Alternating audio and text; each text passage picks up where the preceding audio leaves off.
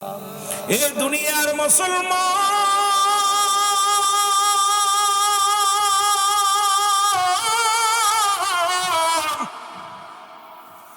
রাজ্যের সবাই যখন তাকে ছেড়ে চলে গেল দুর্গন্ধের জন্য গো,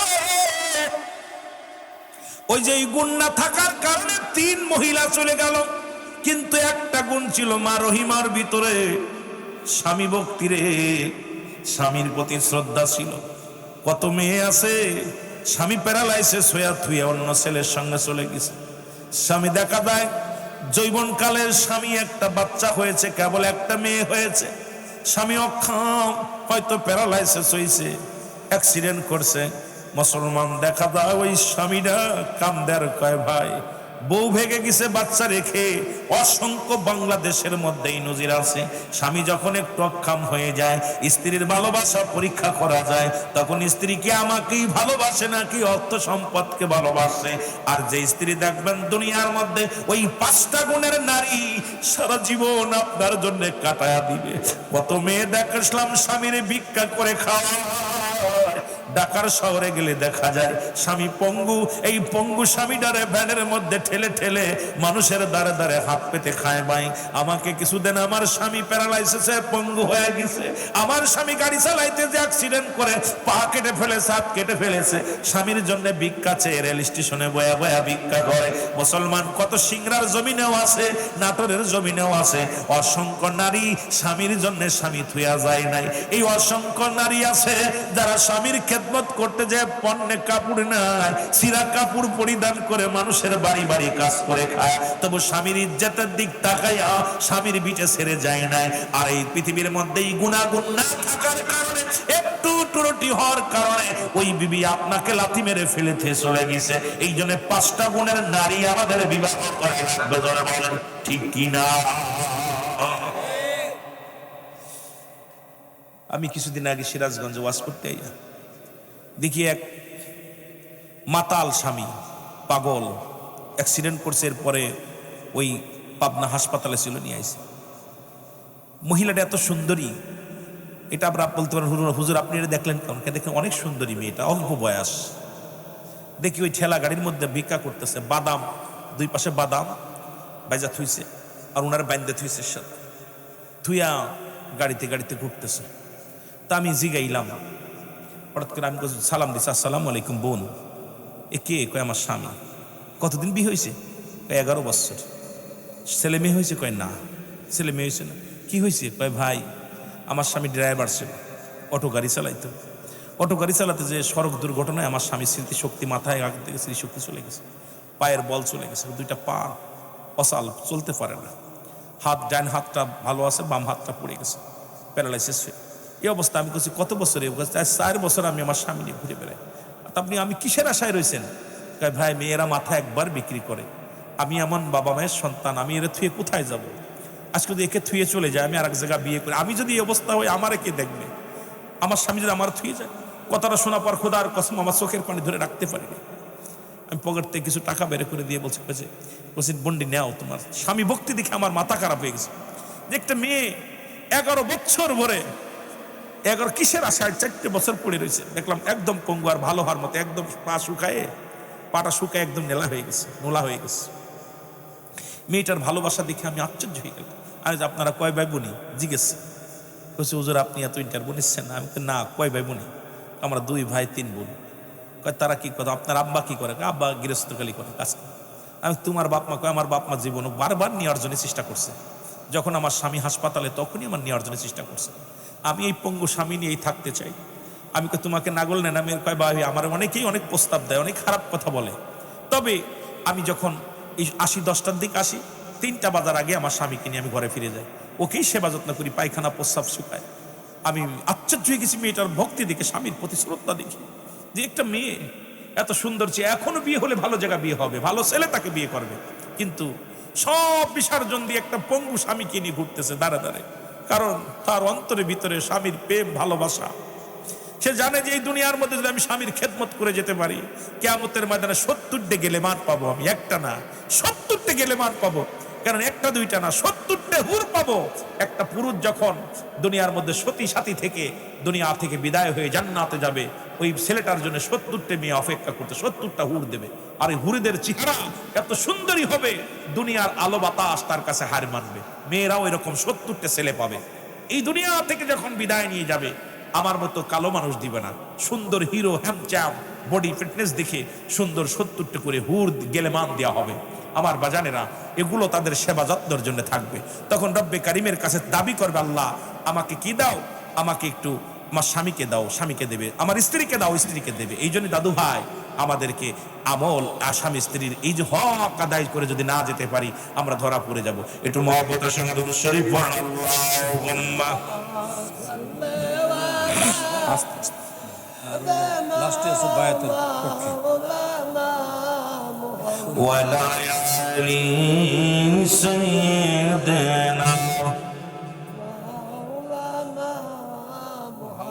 এ আমার ভাইরা, আমার বন্ধুরা, আমার যে কথাগুলো বলে দেবেন কান্ডা লাগা শোনো। এবার যখন সাথী সঙ্গেরা সবাই যখন বিদায় হয়ে গেল, মা রহিমা থেকে গেল অবশিষ্ট। এবার গন্ধে দুর্গন্ধে টিকতে পারে না, তার সব সাথী সঙ্গীরা তাকে উঠায় একটা নয় দুটি নয় কয়েকটা গ্রাম ঘুরলেন। কোন গ্রামেই আইয়ুব আলাইহিস সালামকে রাখলেন না, কারণ এই দুর্গন্ধ তার গা থেকে এমন পচা গন্ধ বাইর হতে লাগলো, এমন দুর্গন্ধ পালকির মধ্যে চড়াইয়া পার্শ্ববর্তী সব গ্রামে গ্রামে ঘুরলেন। সবাই বলে, খবরদার, এই গ্রামের মধ্যে রাখা যাবে না, কারণ এই কুষ্টি রোগ, এই রোগ আমাদের মধ্যে ছড়ায় যাবে, একে রাখা যাবে না। ও আমার ভাইরা, আমার বন্ধুরা, আমার একে একে সবাই যখন বিদায় নিলেন, তার রক্ষীরা কি করলেন? আইয়ুব আলাইহিস সালামের রক্ষীরা কি করলেন? যে রাস্তার পাশে ফেলে থুয়ে চলে আসলেন। রহিমা বিবি কিন্তু সরে নাই। রহিমা বিবি তাকে নিয়ে ওই জঙ্গলের মধ্যেই থাকলেন। ওখানে খড়কুটা দিয়ে একটা ঘর বানাইলেন। মুসলমান শুনে নাও, সারাদিন স্বামীর সেবা করে, রাত করে সেবা করে, কিন্তু অভাব এসে গেল, খানা পাবে কই? সারাদিন স্বামীকে শোয়ায় রেখে মানুষের বাড়ি বাড়ি কাজ করে, মানুষের দ্বারে দ্বারে কাজ করে, কাজ করে যা হয় এটা দিয়ে কিছু ওষুধ পানি কিনে নিয়ে আসে, খাবার কিনে নিয়ে আসে। সারাদিন পরে এসে স্বামীর সেবা যত্ন করে, গায়ের ময়লাগুলো মুছায় দেয়। ও মুসলমান শুনে নাও, একদিনের ঘটনা, হযরত আইয়ুব আলাইহিস সালামের গা থেকে কিছু পোকা পড়ে গেলেন জমিনের মধ্যে। আইয়ুব আলাইহিস সালাম ডাক দিয়ে কয়, বিবিরে, ওই পোকাগুলো আমার তুলে আবার গায়ের মধ্যে দাও, যেহেতু আমার দেহখানা খেয়ে ওরা মজা পাচ্ছে, আমার গায়ের মধ্যে গোস্ত আছে, এই গোস্তগুলো খাচ্ছে ওরা, আমার তো দুনিয়ার জমিনের মধ্যে আমার গায়ের মধ্যে যে পোকাগুলো আছে, এগুলো খবরদার মেরো না, মেরো না, ওরে আমার গায়ের মধ্যে লাগায় দাও, ওজনে আমার গোস্ত খায়া তৃপ্তি সহকারে খাইতে পারে। এবার ওনার গায়ের মধ্যে আবার এই পোকাগুলো লাগিয়ে দেওয়া হলো। বিবি রহিমা এই পোকাগুলো তুলে নিয়ে আমার গায়ের মধ্যে দিলেন। আমার যুবক বাবারা আমার, কিন্তু কি হলো, যন্ত্রণার বেড়ে গেল, এই পোকাগুলো কামড় শুরু করে দিল, এত জোরে কামড় শুরু করে গেল।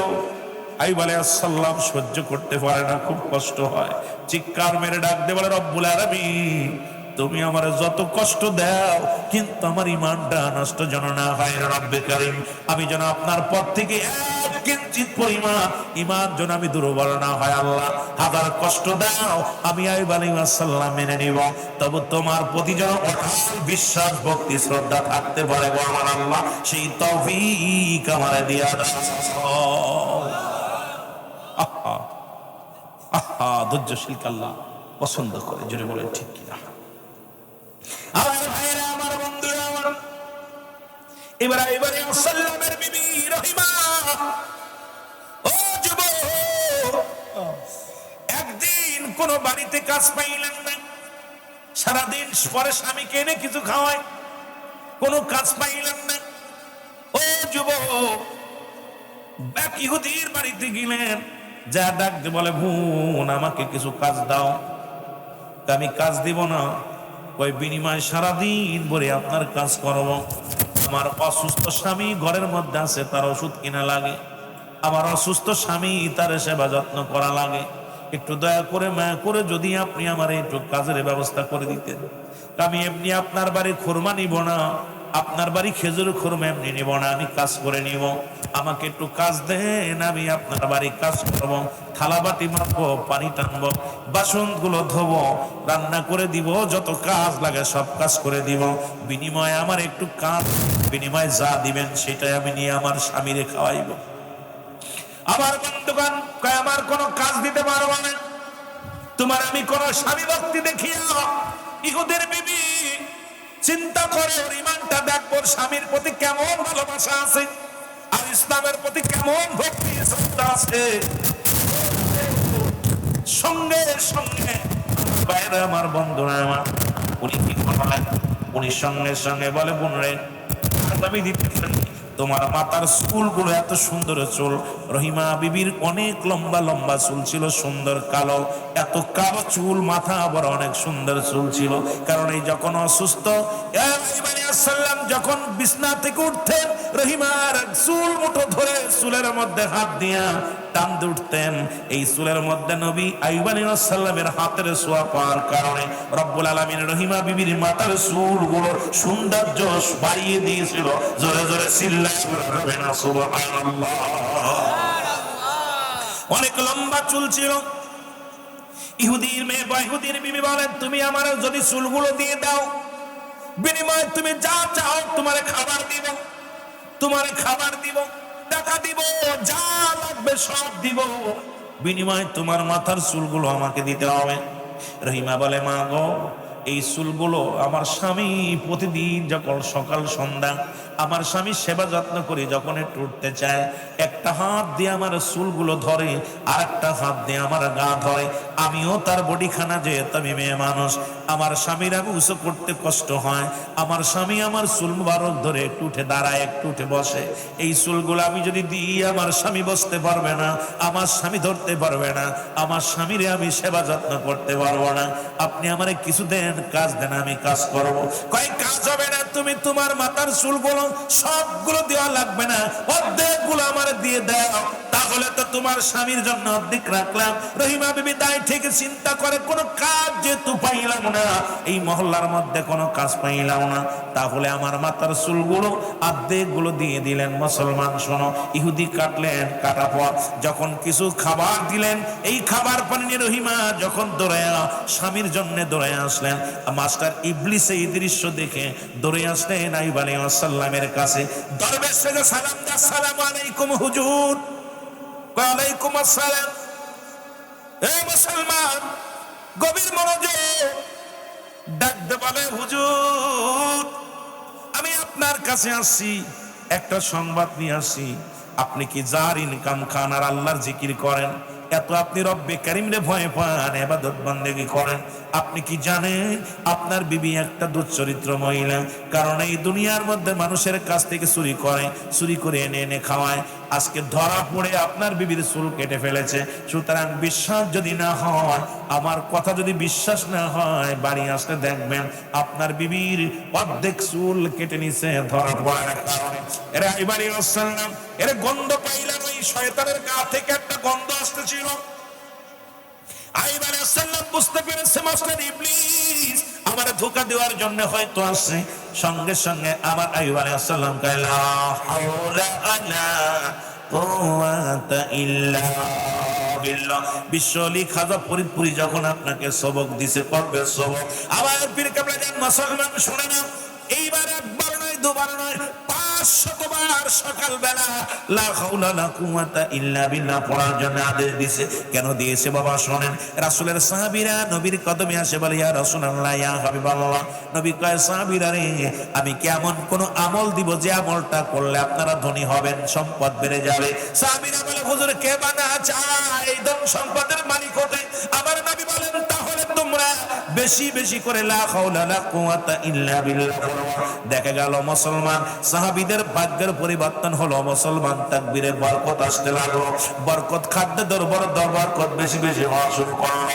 আমার কেবলা দান হুজুর অনেকেই কাটুসি গেলে বড় লোক হয়। আরে আমার পীর কেবলা দান এমন একটা নিয়ম, একবার নয়, দুবার নয়, 500 বার সকালবেলা লা হাওলা লা কুওয়াতা ইল্লা বিল্লাহ, লা হাওলা লা কুওয়াতা ইল্লা বিল্লাহ। আর রাসূলের উপরে দুরূদ পড়লে পৃথিবীর মধ্যে পানি যদি রাসূলুল্লাহর উপরে দুরূদ পড়ে মুসলমান মৌমাছিগুলো রাসূলুল্লাহর উপরে দুরূদ পড়ার কারণে পানি মধু হয়ে গেছে। এই দুরূদ শরীফ পড়লে বরকত আসবে, নবী খুশি হয়ে যাবে, রব্বে কারীম রিজিকের ফয়সালা করে দিবে। এই জন্য অনেক সময় দেখা যায় জাকের ভাইদের ভাগ্যের পরিবর্তন করে দেয়। আমার আল্লাহ করে বলেন ঠিক কিনা, আর কি জোরে বলেন ঠিক কিনা। আমার বন্ধুরা, আমার গভীর মনোযোগ, যে কথাগুলো বলি লক্ষ্য করে শোনেন। রহিমা বিবি আসলে খাবার নিয়ে পানি নিয়ে মুসলমান ওষুধ নিয়ে আসলেন। আইয়ুব আলাইহিস সালাম মনটা খারাপ করে বসে আছে।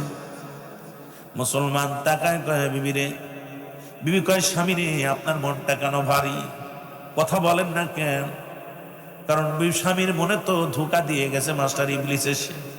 আইয়ুব আলাইহিস সালাম মনটা বড় খারাপ, ডাক দে কয় বিবি রে, তোমার মাথার কাপড়টা খোলো, আমি একটু দেখবো। বিবি চিন্তা করে, ঘটনাটা কি? আমি আজকে চুল দিয়ে আসলাম, আমার স্বামীরে কে বলল? বলে বিবি তুমি মাথার কাপড়টা সরাও। যখন কাপড় সরাইলেন, সঙ্গে সঙ্গে আইয়ুব আলাইহিস সালাম কয় বিবি রে, তুমি আমারে আর হারাম খায়ও না, কারণ তুমি এটা মানুষের কাছ থেকে চুরি করে আনছো রে বিবি। ইব্রাহিমা বিবি ডাক দে কয় স্বামী, খোদার কসম করে বলি এগুলো আমি করি না। কয় না রে বিবি না, আমি অসুস্থ, আমি প্রতিজ্ঞা করলাম আমি সুস্থ যখন হব তোমাকে 100 বেতের আঘাত আমি করব। জোরে জোরে চিল্লায় বলা যাবে না আল্লাহু আকবার। আইয়ুব আলাইহিস সালাম কি করলেন? প্রতিজ্ঞা করে ফেললেন, মানত করে ফেললেন। এমন প্রতিজ্ঞা করলেন, যদি আমি সুস্থ হই, আমি পরিপূর্ণ সুস্থ হলে তোমাকে 100 বেতের আঘাত মারব। আমার যুবক বন্ধুরা, আমার আইয়ুব আলাইহিস সালাম কিচ্ছু খাইলেন না, খানাও খেলেন না, শুধু খাইলেন না, রব্বে কারীমের দরবারে কাঁদে, রব্বে কারীম আমার এই অসুস্থতা নিয়ে দুনিয়ার মানুষ আমাকে ধোঁকা দিতে চায়, আমাকে তুমি হারাম বক্ষণ করাও না। আল্লাহ তুমি যত পারো আমারে কষ্ট দাও, তবু আমারে তুমি হারাম বক্ষণ করাও না। কারণ এই হারাম বক্ষণ যদি আমি করি, তোমার দরবারে আমি কেমনে জবাব দিব রে আল্লাহ, তুমি আমারে দয়া করো আল্লাহ। এই বলে চোখের পানি ছেড়ে ছেড়ে কাঁদতে লাগলো আইয়ুব আলাইহিস সালামের কান্না জর্জরিত কণ্ঠে চোখের পানি ছেড়ে ছেড়ে কাঁদতে লাগলো। এমন সময় মুসলমান শোনো, আরো তীব্র ব্যথা অনুভব করলেন, গায়ের ভিতরে ঘা গুলো বড় বড় হয়ে গেল। আইয়ুব আলাইহিস সালাম ওষুধ লাগায় না, খানা খায় না, শুধু কান্দে, রব্বি কারীম। আদম আলাইহিস সালাম কেঁদেছিলেন, ظلمنا أنفسنا وإن لم تغفر لنا وترحمنا لنكونن من الخاسرين। জোরে জোরে চিল্লায় বলা যাবে না ইউনূস আলাইহিস সালাম ভুল করে কেঁদেছিল, লা ইলাহা ইল্লা আনতা সুবহানাকা ইন্নী কুনতু মিনাজ জালিমিন। জোরে জোরে চিল্লায় বলা যাবে না আমার ভাইরা, আমার বন্ধুরা, এমন মুসলমান শোনো, গভীর মনোযোগ। রহিমা বিবি মনটা খারাপ করে রওনা দিয়ে গেল। সামনে দেখে দরবেশ, মাস্টার ইবলিস দরবেশ সেজে রহিমাকে সালাম দা, আসসালামু আলাইকুম রহিমা, তোমার মনটা কেন ভারী? তোমার স্বামী কেমন আছে? আপনি কেমন করে জানলেন? শুনছি তুমি আইয়ুব আলাইহিস সালামের বিবি, তোমার স্বামী অসুস্থ, তোমার স্বামীর গায়ে পুষ্টি রোগ হয়েছে, সমস্ত গায়ের মধ্যে ঘা পোকামাকড় ধরেছে। তোমার আইয়ুবের পৃথিবীর আমি এমন ওষুধ জানি, ওষুধটা দিলেই তোমার স্বামীর রোগ ভালো হয়ে যাবে। আমি বড় কবিরাজ, আমাকে আল্লাহ পাঠাইছে। কত বড় ধোঁকাবাজ মাস্টার ইবলিস। ডাক দেখায়, রহিমা বিবি শোনো, এই পৃথিবীর মধ্যে আমি এমন একজন ওষুধ, এমন একজন কবিরাজ, এই সমস্ত রোগের ওষুধ আমি দিই। তুমি যদি আমারে বিশ্বাস করো, তাহলে আমি তোমার সে ওষুধটা দিও, যে ওষুধটা পান করলে আর লাগাইলে ওই তোমার স্বামীর রোগ একবারে একদিন দুদিনের ভিতরে ক্লিয়ার। পরে মুসলমান রহিমা বিবি ডাক দেখো, হুজুর একটু তাড়াতাড়ি বলেন, একটা কাজ করো, একটা কাজ করো, তোমার স্বামীকে একটা কাজ শুনে নাও, ভালো করে শুনে নাও। এই আমার তোমার কাছে নিয়ে যাও, চলো আমার এখন রহিমা বিবি কবিরাজকে নিয়ে মাস্টার ইবলিস মুরব্বি সাজিয়া কবিরাজ সেজে যখন বাড়ির মধ্যে আসে, আইয়ুব আলাইহিস সালামের সামনে বসলেন। আইয়ুব আলাইহিস সালামকে ভালো মতো দেখে নিলেন, দেখে টেকে পর্যবেক্ষণ করে কয়, হুজুর আপনার এই 5 দিনের ভিতরে আপনার গায়ের একটু দাগ থাকবে না। আইয়ুব আলাইহিস সালাম কয়, কি ওষুধ লাগাইবা তুমি? কয়, আমি সব ওষুধের নাম বলতেছি, যেটা খাবেন। কয়, 1 নাম্বার আপনি এই মদ আপনার গায়ের মধ্যে লাগাইবেন, মদ।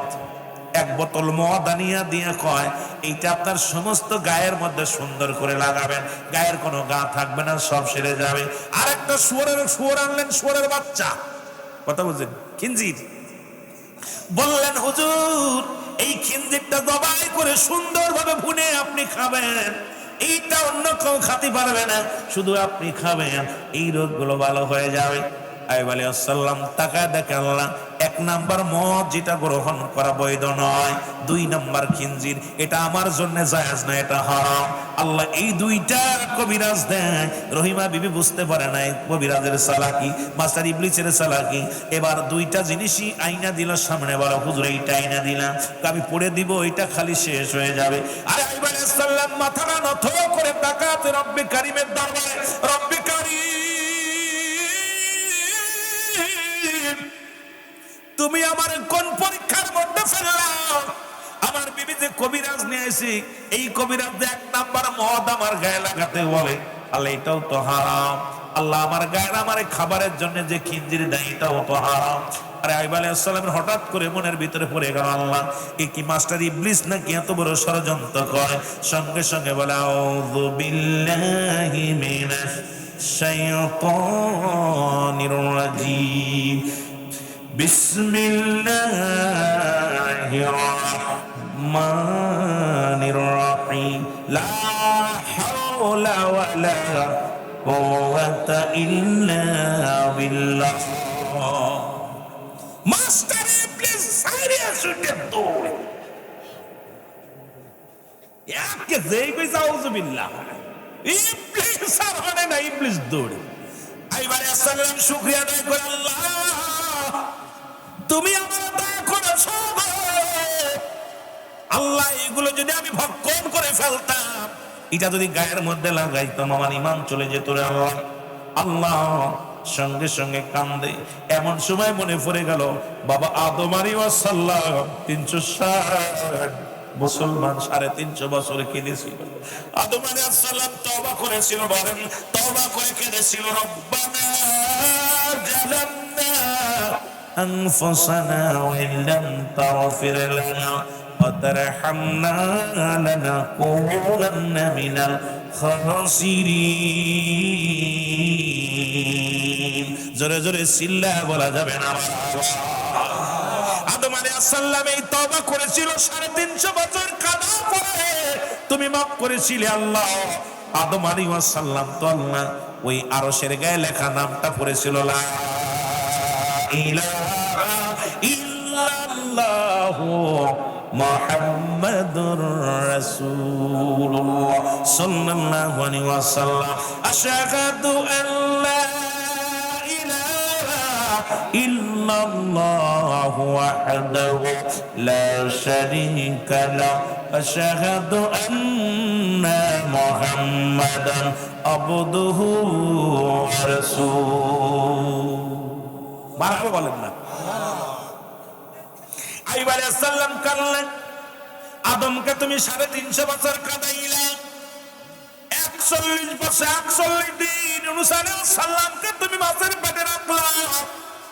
আদম বলেছিল, আল্লাহ আমি জালিমদের অন্তর্ভুক্ত হয়ে গেছি, রব্বানা জালামনা, আল্লাহ আমি জালিমদের অন্তর্ভুক্ত হয়ে গেছি, আমারে তুমি ক্ষমা করে দাও।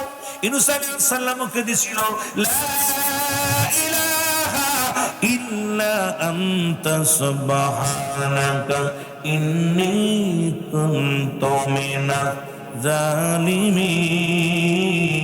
জালিমিন। ইউনূস আলাইহিস সালাম বলে, আল্লাহ আমি জালিমদের অন্তর্ভুক্ত হয়ে গেছি, আমারে তুমি ক্ষমা করে দাও। রব্বে কারীম তুমি ইউনূসকে ক্ষমা করেছিলে, আদমকে ক্ষমা করেছিলে, তোমার আরশের গায়ে একজন নবীর নাম, ওই নামটা লা ইলাহা নাই কোন ইলাহা ইল্লাল্লাহু কাল্লাসা মুহাম্মাদুর রাসূলুল্লাহ সাল্লাল্লাহু আলাইহি ওয়াসাল্লাম। আদম শফিউল্লাহ, ইব্রাহিম খলিলুল্লাহ, মূসা কালিমুল্লাহ, ঈসা রূহুল্লাহ, আর মুহাম্মাদুর রাসূলুল্লাহ, সব নবীদের প্রিয় নবী গো আল্লাহ। আমি জান্নাতের গায়ে দেখেছি ওই নামটা দেখেছি তোমার কুদরতি নাম আল্লাহ। ও রব্বুল আলামিন, আমি তওবা করলাম আর আমি ইস্তেগফার করলাম, আমার তুমি মাফ করে দাও নবীর ওসিলায়। সঙ্গে সঙ্গে আদ মুসলমান শুনে নাও হযরত আইয়ুব আলাইহিস সালামের গায়ের পোকাগুলো ঝরে গেল, একাই ঝরে গেল। মুসলমান শুনে নাও, গা থেকে পোকাগুলো ঝরে গেল। এ মুসলমান শোনো, গা শুকায় গেল। যখন উনি এই কালেমা পড়লেন, আমার নবীর স্মরণ করলেন, আমার নবী রাহমাতুল লিল আলামিনকে স্মরণ করার সঙ্গে সঙ্গে আমার বাবারা, আমার বন্ধুরা, আমার শুনে নাও, যখনই স্মরণ করছে রব্বুল আলামিন খুশি হইয়া আমার নবীর ইজ্জতের খাতিরে আইয়ুব আলাইহিস সালামের সমস্ত রোগ আল্লাহ সেবা করেছে। জোরে জোরে চিল্লায় বলবেন মারহাবা। তোমার ঈমান হরণ করব, আমি পরাজয় হয়ে গেলাম, কারণ তোমার এত কষ্টের পরও তুমি ঈমান ছাড়ো নাই। কারণ এই ঈমানের মাপকাঠি দুনিয়ার মধ্যে তুমি এমন আমার আল্লাহকে ভালোবাসো, আল্লাহর গোলাম, তুমি পরীক্ষা পাস করেছো। সঙ্গে সঙ্গে ইদ্রিস মুসলমান শুনে নাও, হযরত রাসূল পাক সাল্লাল্লাহু আলাইহি সাল্লামের মহব্বতের খাতিরে যখন ওই মুসলমান আইয়ুব আলাইহিস সালাম পুরো সুস্থ হয়ে গেলেন, মাস্টার ইবলিস ক্ষমা চায়, আমার আল্লাহ তোমার ঈমানদারকে ধোঁকা দেওয়া এত সহজ নাই। পৃথিবীর মধ্যে এই জন্য শয়তান আমাদের চিরশত্রু, কারণ আপনার আমার পিছে লেগে থাকবে সদা সর্বদাই। মানব জাতির কল্যাণ চায়, যাতে আপনি নামাজ না পড়েন, যাতে আপনি ঘুষ না ছাড়েন, যাতে আপনি রোজা ছাড়ে দেন, যাতে আপনি গীবত করা শুরু করেন, যাতে আপনি অসন্তুষ্ট করতে পারেন। কারণ মানব জাতির একমাত্র শত্রু হলো মাস্টার ইবলিস। এই ইবলিসকে যখন আপনি প্রাধান্য দিবেন, মুসলমান শুনেন, ইবলিসকে যখন গুরুত্ব দিবেন, আপনার জীবনটাই বরবাদ হয়ে যাবে। এই জন্য আমার খাদা ওয়াসিদ আল্লামা ফরিদপুরি জামানার মহাকামে আমার দয়াল বাবা, এই পৃথিবীর মধ্যে মাস্টার ইবলিস কিন্তু আপনার দুনিয়ার মধ্যে আপনাকে সব সময় সে বলবে না, আপনাকে ধোঁকা দেওয়ার জন্য চেষ্টা করবে। আপনার মানব জাতির পিছে পিছে লাগিয়ে আছে। কিয়ামত পর্যন্ত ইবলিসের হায়াত, এই ইবলিসের কিয়ামত পর্যন্ত হায়াত, কিয়ামতের আগ পর্যন্ত ইবলিসের মৃত্যু না। ইবলিস মানুষের লোভে লোভে প্রবেশ করবে। যখন যে সুরত ধরতে চাবে, আপনাকে সুরত ধরে দেখবেন আপনার বন্ধু বানায় ঘোরাঘুরি করবে। দেখা যায় আপনি নামাজের জন্য আজান দিছ, সালাতু খায়রুম মিনান নাওম, ঘুম থেকে নামাজ উত্তম। ইবলিস আপনাকে শীতের মধ্যে ঠান্ডা লাগায় দিবে, গায়ের মধ্যে আপনার ধোঁকা দিয়ে দিবে। মুসলমান ভালো কাজে যাবেন, ইবলিস আপনাকে বাধা দিবে। আর কিয়ামত পর্যন্ত ইবলিসের হায়াত মানুষের লোমে লোমে প্রবেশ করবে। যখন যে সুরত ধরতে পারবে তখন সে সুরত ধরবে।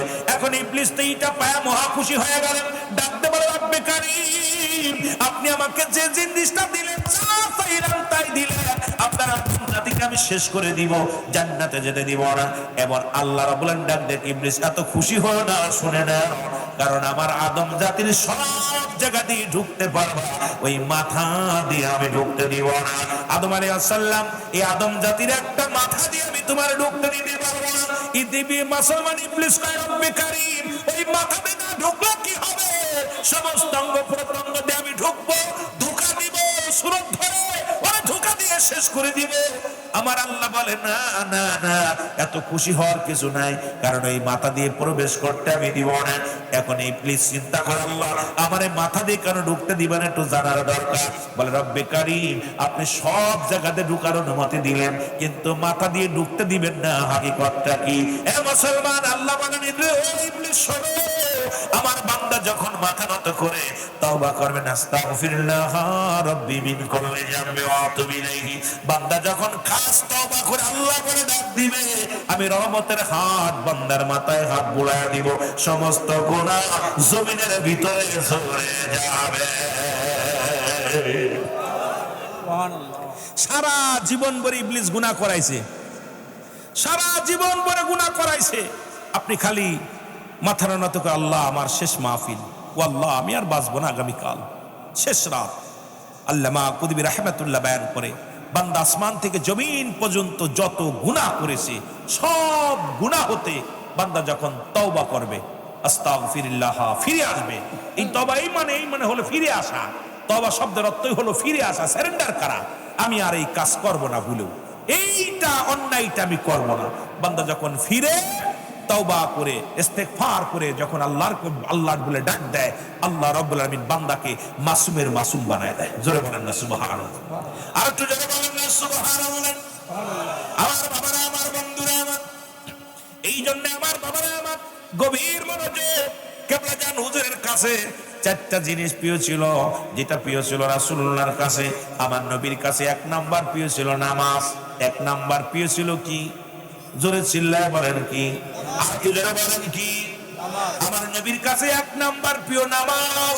আল্লাহ রাব্বুল আলামিন এই জন্য নামাজের গুরুত্ব দিয়েছে রাসূলুল্লাহর ভালোবাসার কারণে। এই জন্য রাত দিন 24টা ঘন্টা আল্লাহ নামাজ দিয়া শুরু করলো। দিন শুরু করেছে আমার আল্লাহ নামাজ দিয়া, দিনও শুরু করেছে আল্লাহ নামাজ দিয়া, রাতও শুরু করেছে নামাজ দিয়া। কি মজার একটা বিষয়, কেমন মিল দেখেন। কারণ রব্বে কারীম আমার নবীজি ভালোবাসার কারণে, নামাজের গুরুত্ব দেওয়ার কারণে, কারণ এক ওয়াক্ত নামাজ কাজা গেলে 80 খুতবা পরিমাণ জাহান্নাম, যারা খুতবা পরিমাণ হলো মুসলমান 2,88,00,000 বছর।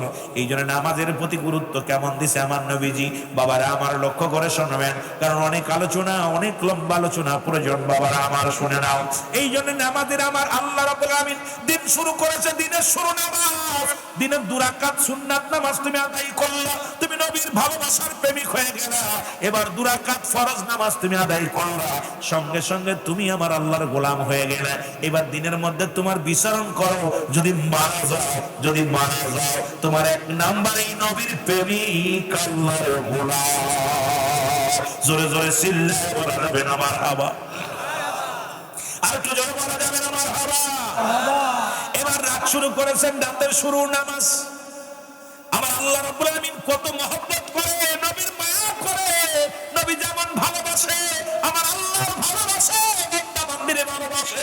নবী যেমন তার উম্মতের ভালোবাসে, আমার আল্লাহ তেমনি তার বান্দা বান্দিরে ভালোবাসে। আদর করে বান্দারে বানাইছে। এই জমিনটা আল্লাহ যেমনি বানাইছে এমনি তোমারে বানাই নাই। আসমান যেমনি বানাইল আল্লাহ এমনি তোমারে বানাই নাই। আল্লাহ রাব্বুল আলামিনের কাছে ফেরেশতা মণ্ডলী, ফেরেশতাদের যেমনি বানাইছে আমার আল্লাহ এমনি তোমারে বানাই নাই। আমার আল্লাহ রাব্বুল আলামিন তার কুদরতি হাত মুবারক দিয়ে বান্দা বান্দিরে বানাইছে। কারণ এইটা কপালটা সিজদা, মাথা নত হইয়া আল্লাহ বলে যখন ডাক দেয় রে, আমার আল্লাহ বড় আনন্দ পায়, আল্লাহ বড় খুশি হয়ে যায়। সুবহানাল্লাহ।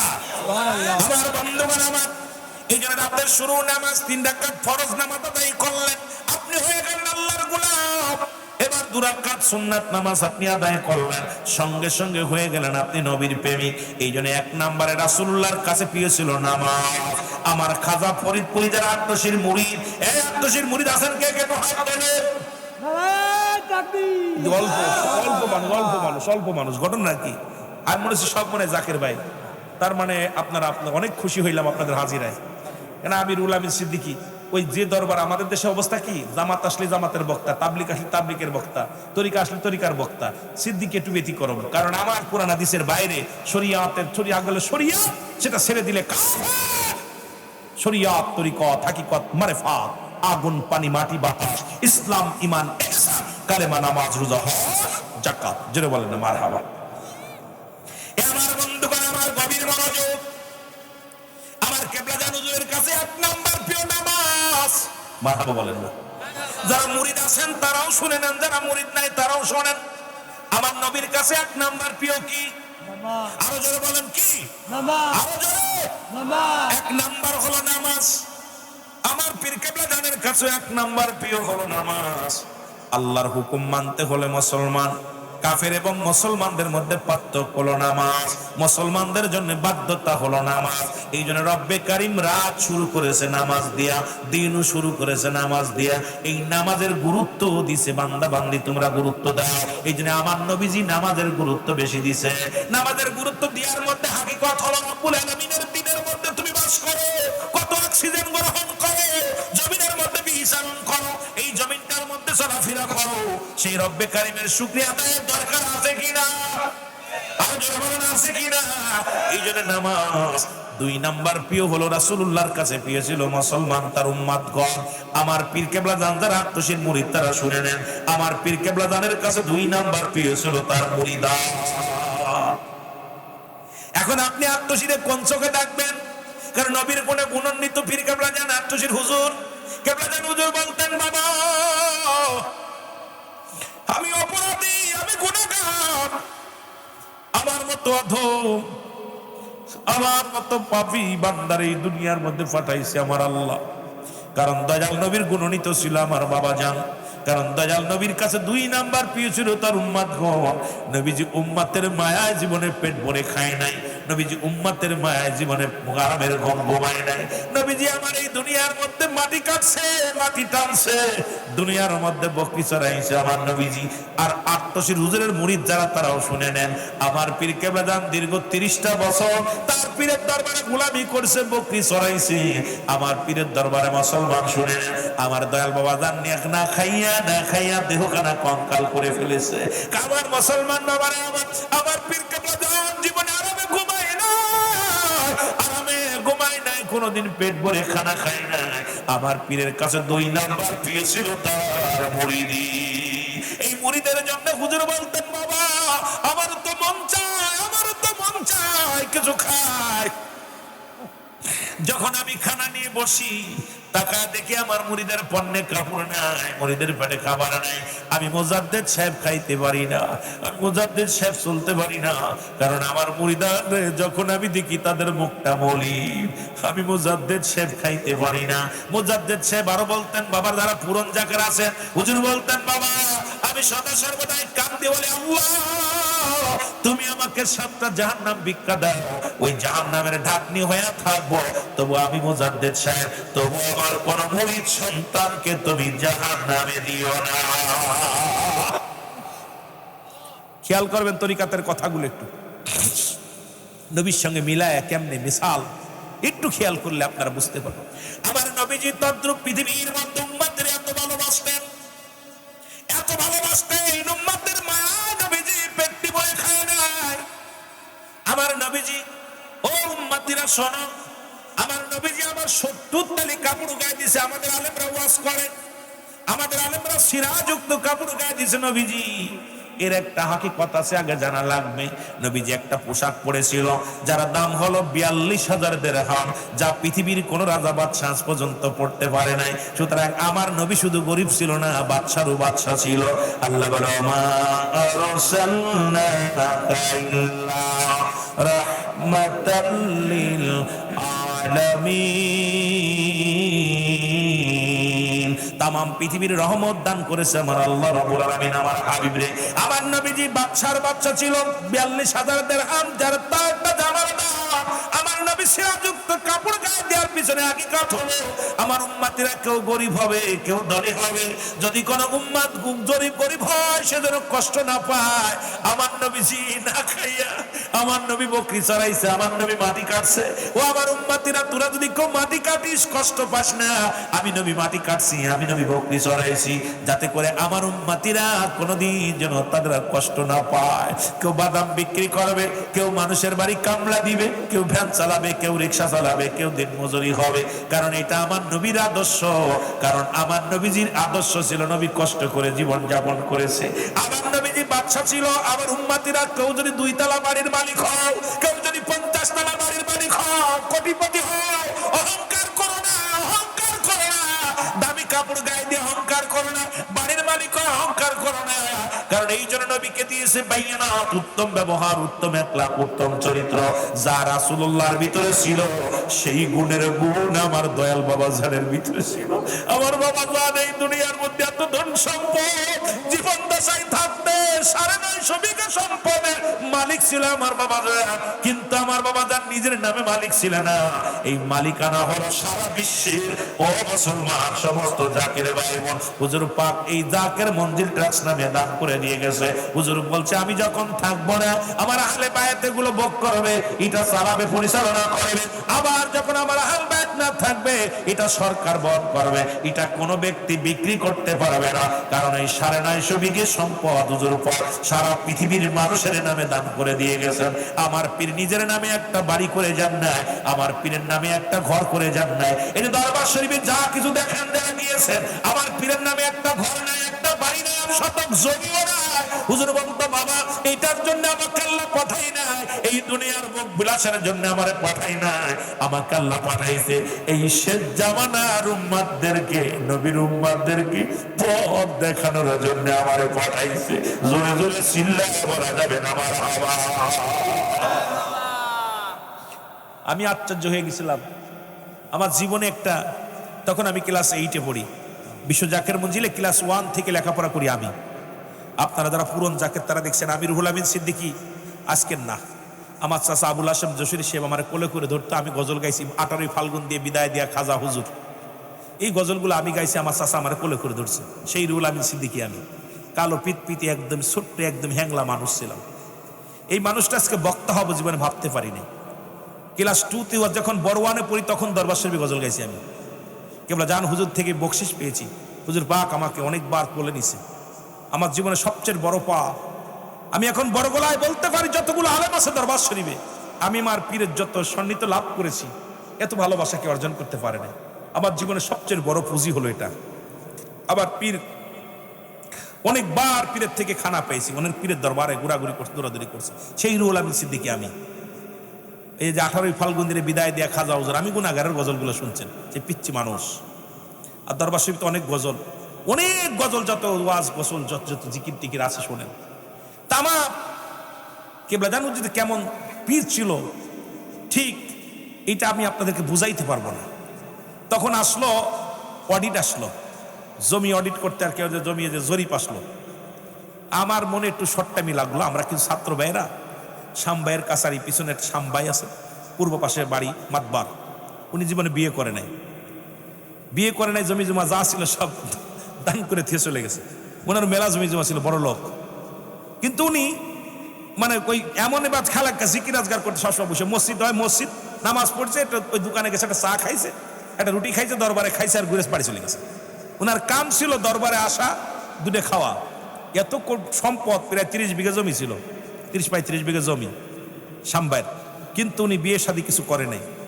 আর ওনারে জিগাইলে যে আমার পুরুষত্ব আছে, কিন্তু আমি বিয়ে থাদি করবো না, আমার যা আছে সব আমি দান ধ্যান করে মানুষের দান করে যাবো, হুজুরে দিয়ে যাব। আর আমার তো খানা চলতেছে, হুজুরের বাড়ি খায় আর বাড়ি যে ঘুমায়, একটা ঘর আছে ওখানে যে ঘুমায়। এই লোকটার বাড়ি জরিপ আসলো, আমরা গেছি যে আটশি হুজুরের বাড়ি দেই, হুজুরের নামে কি কি লেখা আছে। খোদার কসম আমার নিজ চোখে দেখা, আমি আশ্চর্য হয়ে গেছি।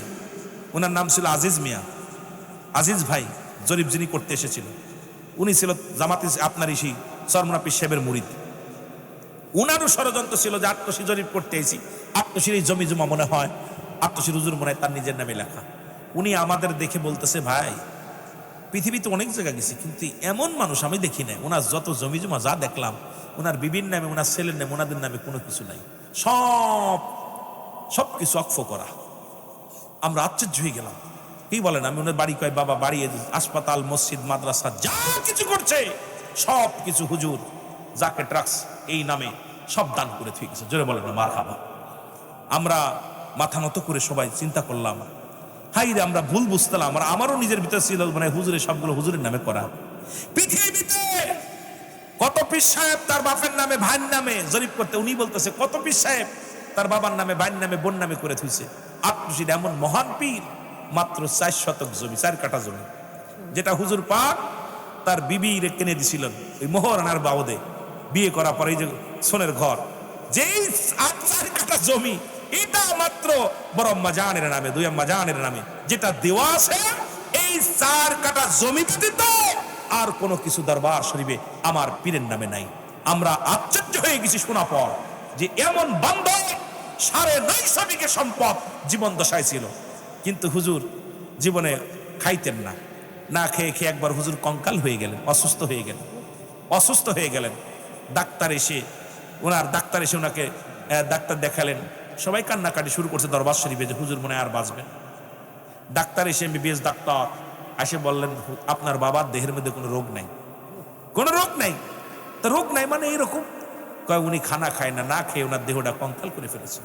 তখন হুজুরকে জিজ্ঞাসা করার, হুজুর আপনি খান না কেন? কয় বাবা আমি যখন খানা নিয়ে বসি তখন আমি তাকায় দেখি আমার মুরিদের অনেক অনেক মুরিদ না খেয়ে ঘুমায় গেছে, অনেক মুরিদের পেটে খাবার নাই, আমি মুজাদ্দেদ কেমনে খাবো? আমি এই মুরিদের নালিশ শুনতে শুনতে আমার দেহখানা কঙ্কাল করে ফেলেছি, কারণ আমাকে আল্লাহ খাওয়ার জন্য পাঠাই নাই। এই দুনিয়ার মধ্যে আমার মুরিদ সন্তান নালিশ শুনে অন্যান্য পীর তার মুরিদের বাড়ি যায় খায়, ভালো মন্দ খায়া দেহ গড়ে। আমি তো বাবা আমারও মন চায়, আমিও তো মানুষ, আমারও তো মন চাই খাইতে, কিন্তু খাইতে পারি না, কারণ আমার মুরিদের পণ্যে কাপড় নাই, মুরিদের পেটে খাবার নাই। আমি মুজাদ্দেদ কেমনে খাবো? শ্যামন পীরের মুরিদ আপনারা, জোরে বলেন না মারহাবা। গাউসুল আজম ফরিদ ভুরি, গাউসুল আজম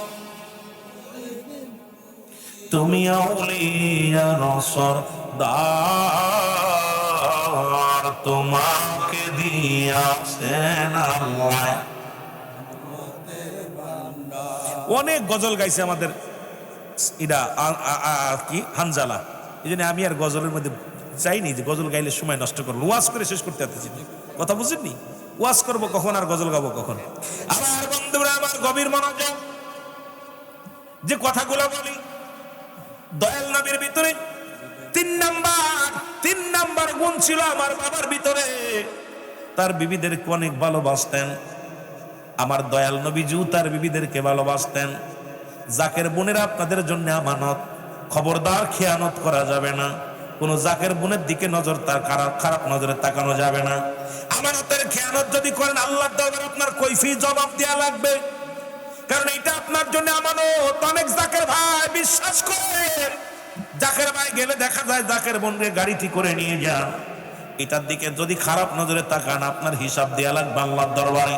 কারণ আমার কেবলাদান দয়াল নবীজির কাছে 3 নাম্বার পেয়েছিল তার বিবিগণ। আমার খাজা ফরিদপুরীর কাছেও 3 নাম্বার পেয়েছিল তার বিবিগণ। 4 নাম্বার নবীর কাছে পেয়েছিল। তরিকাতের একটু কথা বুঝে নিয়েন বাবা, নবীর কাছে পেয়েছিল 4 নাম্বার সুগন্ধি জিনিস। আমার কেবলাদান হুজুরের কাছেও 4 নাম্বার পেয়েছিল সুগন্ধি জিনিস। ফুলকে বেশি প্রাধান্য দিতে ভালোবাসতো। আজকে যদি দয়াল নবীর মুরিদ হতে হয়, আজ থেকে প্রতিজ্ঞা করবেন গাঁজা মদ খাবেন না। দয়াল নবীর উম্মাত হিসেবে যদি স্বীকৃতি পাইতে চান, আজ থেকে এই মাহফিলে বসে বলবেন আল্লাহ আমি আর কোনোদিন সিগারেট টান দিব না, আমি আর কোনোদিন গাঁজায় টান দিব না, মদে টান দিব না, আমি আর কোনোদিন মাদক খাবো না, মাদক সেবন করবো না। মদ, গাঁজা, ইয়াবা, ফেনসিডিল, দুনিয়ার মধ্যে যত মাদক আছে আজকের মাহফিল থেকে তওবা করলাম, আল্লাহ আমাদের এগুলো থেকে বাঁচাও। জাকের ভাইরা যারা আছেন আপনাদের পায়া ধরে বলে যায়, আপনার পিত্ত কোনোদিন এগুলো খান নাই। আপনারা যদি বিড়ি সিগারেট খান, ইয়া দ্বারা আপনার পীরের সুনাম নষ্ট হয়ে যায়। বলেন ঠিক কিনা? জাকেরের ভাইদের কাছে আমার করজোরে দাবি, যেহেতু আপনি মায়ের গর্ভে যখন ছিলেন আপনার নাভির সঙ্গে মায়ের নাভিটা জোড়ানো ছিল, এই কুরক্ত খাওয়াইছে। আমার আল্লাহ রাব্বুল আলামিন আপনার মুখ দিয়ে কুরক্ত খাওয়ান নাই, কারণ এই মুখ দিয়ে আল্লাহ জিকির করবেন, নবীর দুরূদ পড়বেন, এই মুখটা দিয়ে আব্বা মারে ডাকবেন, এই মুখ দিয়ে আল্লাহরে ডাকবেন। সেই মুখ দিয়ে আল্লাহ রাব্বুল আলামিন যেহেতু আপনাকে কুরক্ত খাওয়ায় না, ওই 10 মাস 10 দিন আপনার নাভির সঙ্গে মায়ের নাভির সঙ্গে নাভিটা জোড়ায়া দিছে, যাতে করে আমার বান্দার মুখটা পবিত্র থাকে। যখন আপনি এই মুখের মধ্যে বিড়ি গাঁজা মহাতিয়া বা শুরু করে দেন, এই মুখটা অপবিত্র হয়ে যায়। খবরদার খবরদার, আজ থেকে প্রতিজ্ঞা করবো মাদক সেবন আর করবো না। কে কে রাজি আছেন একটু হাত দুখানা মাউরে দেখা দে। ফেরেশতারা দেখতেছে,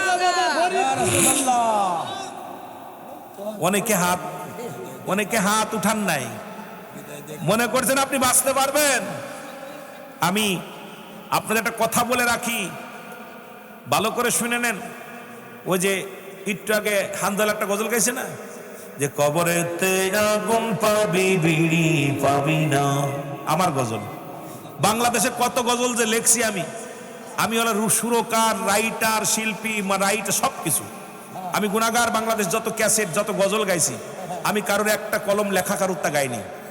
আমি সিদ্দিকী আমার নিজের লেখা, নিজেই রাইটার, নিজেই সুরকার, নিজেই শিল্পী। এটা আপনাদের দুয়ার বরকতে হাজার হাজার গজল লিখেছি, হাজার হাজার কবিতা লিখেছি, কারণ আমার গবেষণায় ওটার ভিতরে, অন্যদিকে কেন খেয়াল নাই। কবরেতে আগুন পাবি বিড়ি পাবি না, খারে জম্মের খায়া যত খাবি খা। কবরেতে আগুন পাবি বিড়ি পাবি না, ফেরেশতারা খায় না ঘুষ, থাকিবে না তোর যে হুশ, মুগুর মারিবে ধরে, গর্জন মারিবে ধরে, রক্ষা পাবি না, কবরেতে আগুন পাবি, বিড়ি পাবি না। জোরে কোন ঠিক কিনা? পাওয়া যাবে। আর একটা গান গাইলাম কিছুদিন আগে, বুড়ার চুল পেকেছে, পাকছে দাড়ি, গাল করেছে ব্যাক, তোরা দেখ, তোরা দেখ রে, তবু বুড়া টানে সিগারেট।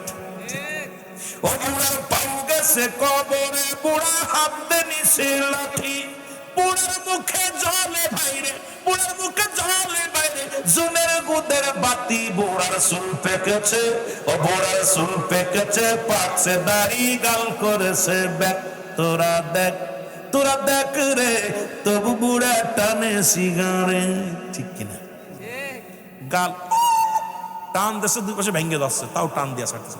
আরে মানুষ মরে গেলে হিন্দুরা দেয় মুখী আগুন, আর তুই মুসলমানের ছেলে হয়ে, মুসলমানের বাচ্চা হইয়া এই দুনিয়ায় জীবিত থাকতে আগুন দিলি, তুই পোড়া কপাল্লা, জাহান্নামের ভিতরে পাবি আগুন, সেই জাহান্নামের আগুন আগে দিচ্ছিস মুখে, তোর কপাল মন্দ যাবে। ঠিক কিনা? বড় কষ্ট লাগে। মাদক সেবন যে ঘরে ঢুকছে, সেই ঘর শেষ, সেই বাড়ি শেষ, সব শেষ।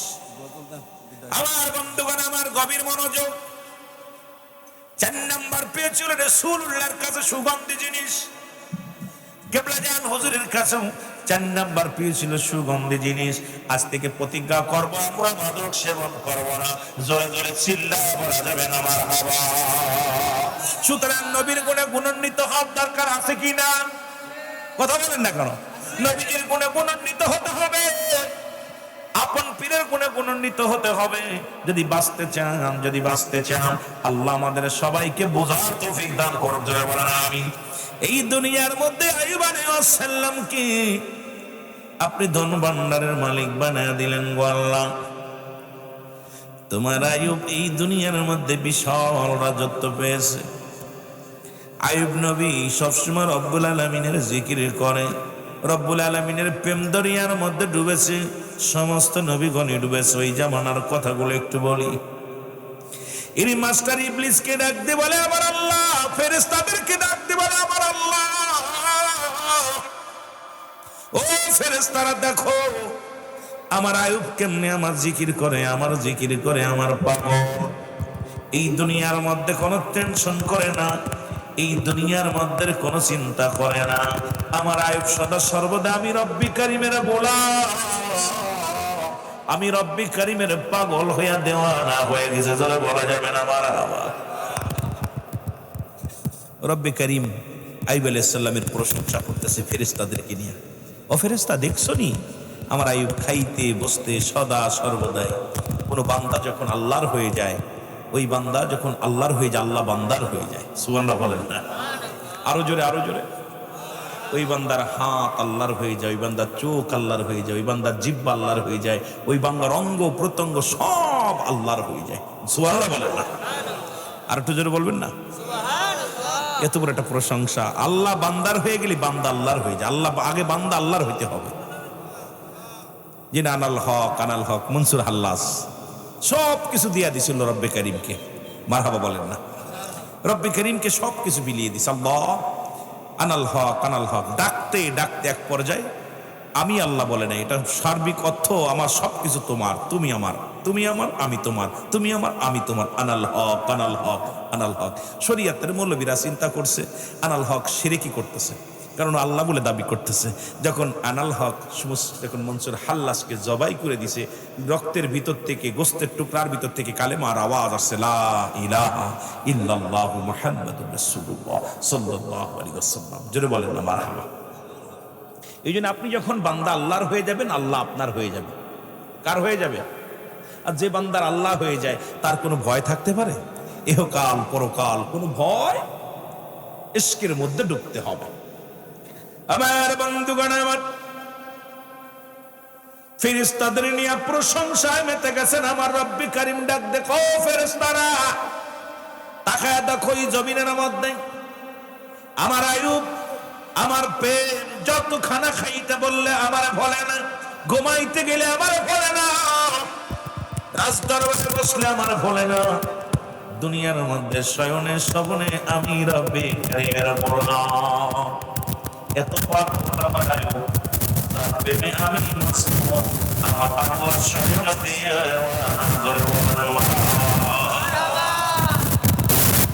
আপনি যখন আল্লাহর হয়ে যাবেন, আল্লাহ আপনার হয়ে যাবে, তখন আপনার প্রেমে আল্লাহ এমন ভাবে মজবে যেন আপনারা তার মধ্যে পার্থক্য নাই।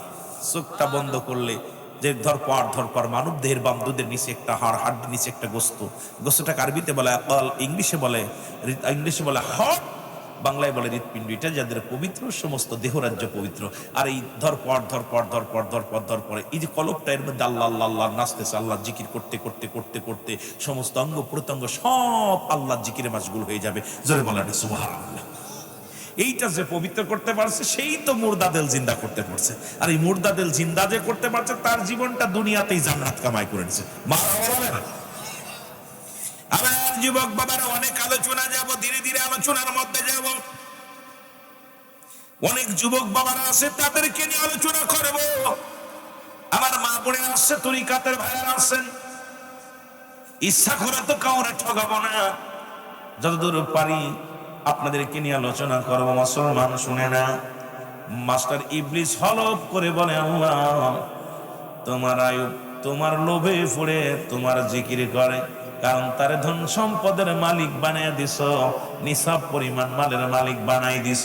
এই কারণে তোমার আয়ুব তোমারে বলে না, তোমার নাম জপে, তোমার তসবিহ জপে, খাইতে গেলে তোমারে জপে, শুইতে গেলে তোমারে জপে, ঘুমের মধ্যে তোমারে জপে।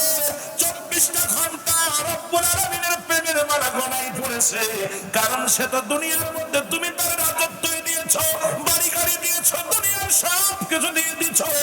এই কারণে তোমার প্রেমে মজনু হয়ে গেছে, দেওয়ানা হয়ে গেছে। জোরে জোরে চিল্লা বলা যাবে না মারহাবা।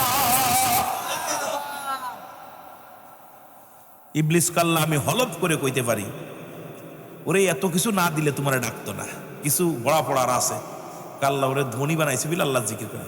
আরে ভাই, অনেক গরিব মানুষ আছে যে শীতের দিন ঠান্ডার মধ্যে না খেয়ে রোজা থাকবে। অনেক পাগল কি করে, আপনারা আমার দেখা মধ্যে অনেক আছেন, এখানে আপনার আমার এলাকায় দেখেছি, ইফতারের সময় 2টা চাউল ভাজা মুড়ি খেয়ে রোজা ভাঙবে। আহা, এই মানুষগুলো কত কষ্ট জীবন যাপন করেছে। এই মানুষগুলোর কেমনে আপনি ঋণ শোধ করবেন? কারণ তারা রব্বে কারিমের পাগল। আপনি ভালো মন্দ খেয়ে রোজা রাখেন নাই, ওই পাগল পানি খেয়ে রোজা রাখছে। আপনি ভালো মন্দ ইফতার করতেছেন, আর ওই পাগলটা দেখা যায় একটু পানি খেয়ে রোজা ভাঙছে। ওই পাগলটা, আপনি নামাজের মধ্যে এসি ঘরের মধ্যে নামাজ পড়তে পারেন, পাগলটা যায় নামাজ বিছানোর যায় নামাজ কেনার টাকা নাই। ওই পাগলটা দেখা যায় শক্ত মাদুরির উপরে সিজদায় লুটে গেছে আল্লাহর দরবারে, কারণ ওর তো জীবন জৈবন সবকিছু কুরবানি করছে রব্বে কারিমের। জোরে বলেন ঠিক কিনা? বন্ধুগণ আমার, আবার আল্লাহ বলেন, মাস্টার ইবলিস আমার এই দুনিয়ার কোন মুকাফের কি নয়, আমার একমাত্র আমি রব্বে কারিমের গোলাম। এই দুনিয়ার মধ্যে কারণ সমস্ত মাখলুকাতি রব্বে কারিমের কাছে স্বীকার করে আসছি, রব্বুল আলামিন আপনাকে আমাকে ছোট বড় ধনী গরিব সবাইকে নিয়ে যখন রব্বুল আলামিন এক জায়গায় এক কাতারে দাঁড়া করে রুহুর জগৎকে বলেছিল, আলাস্তু বিরাব্বিকুম, সব রুহুর জগৎ বলেছিল কালু বালা, স্বীকার করলাম আপনি আমাদের রব, আপনি আমাদের মালিক, আপনি আমাদের প্রভু। সুতরাং আপনিও বলছেন আপনি আমার রব, আমিও বলছি আপনি আমার রব। সমস্ত মাখলুকাত তুমি হলো আমার স্রষ্টা, আমি হইলাম সৃষ্টি। কারণ সমস্ত সৃষ্টির জগতই রব্বে কারিমকে বড় প্রভু বলে স্বীকার করে দুনিয়ার মধ্যে আসছি। জোরে বলেন মারহাবা। সবাই কবুল করে, যেমন মেয়েরা কবুল করে স্বামীর বাড়ি যায়, বলেন দি কবুল ছাড়া কি কোনো মেয়ে স্বামীর ঘর করে? কথা বলেন না কেন? আমার ভাষা বোঝেন বাজানরা? আমার ভাষা বোঝেন? এটা নাটোরের জমিন, আমার বাড়ি মাগুরা। অনেক সময় চট্টগ্রামের ভাষা এসে যায়, থাকি ওদিকে, চট্টগ্রামের ভাষা, সিলেটি ভাষা, কিন্তু তবুও চেষ্টা করি আপনাদের ভাষায় কথা বলবো, ভয় নাই, চেষ্টা করবো আপনাদের ভাষায় কথা বলতে। তো আমার বাজানরা, পৃথিবীর মধ্যে কোনো মেয়ে সন্তান যখন কোনো স্বামীর ঘর করে, এজাত কবুল না হওয়া পর্যন্ত এই মহরার দাবি, মহরানা পরিশোধ যে ছেলে করে তার ঘরেই তো সংসার করে। মহরের দায়িত্ব যে ছেলে নেয় তার ঘরে একটা মেয়ে, অচেনা একটা মেয়ে সংসার করে। অন্য কোনো মেয়ে কি তার সংসার করে? কথা কয় না কেন? করে। যদিও রান্না বাড়া করে দেয়, যদি এজাব কবুল না করে, আর যদি কবুল না পড়ে, আপনার জীবন আপনার কাছে সইতো না। আর ওইটা যদি সই, সেটা অবৈধ। জোরে বলেন ঠিক কি না? এই জোরে বলেন, কথা বলবেন। আমার দোয়াজ করে তুমি কথা বলতে হবে। আমার থেকে কিছু নিতে হলে আমি আগেই বলছি, আমার ভিতর কোনো এলেম কালাম নাই। আপনারা আমার থেকে ওয়াজ ছিনিয়ে নেবেন। যত ভালোবাসা দিবেন, সুন্দর কথা বলতে পারবো। যত ভালোবাসা দিবেন, প্রেম দিবেন, রব্বে কারিম কিছু কথা বলার সুযোগ দিবে। আপনারা ফাঁকি দিবেন, আমিও ঘড়ি দেখবো, খালি টাইম যায় নাকি। কথা বুঝেন নেই কেন? আমাকে আনছেন অনেক কষ্ট করে। আজি সাহেব আশিক মানুষ, মদিনার পাগল, মদিনা ঘুরে আসছে। মদিনা শরীফ রওজা পাক জিয়ারত করলে আল্লাহ মাসুমের মাসুম বানিয়ে দেয়। আমরাও মাসুমের মাসুম হইতে চাই এখানে। জোরে বলেন ঠিক কিনা? অনেক সুন্দর তাবারক করছে। গরু দিয়া বিরিয়ানি পাকাইছে, আপনার বিরিয়ানি পাকাইছে, যেটা অনেক সুন্দর তাবারক করছে আপনাদের জন্য। গরু দিয়া খিচুড়ি যেটা বলে, আপনাদের সুন্দর তাবারক সৃষ্টি করছে। আপনারা খাবেন, মাহফিলও শুনবেন। একটু মহব্বত দুরূদ শরীফ পড়েন।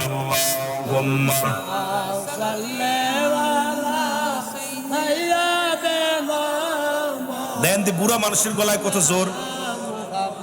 এখনো আপনারা এতিনার সাথে পারেন নাই জোরে।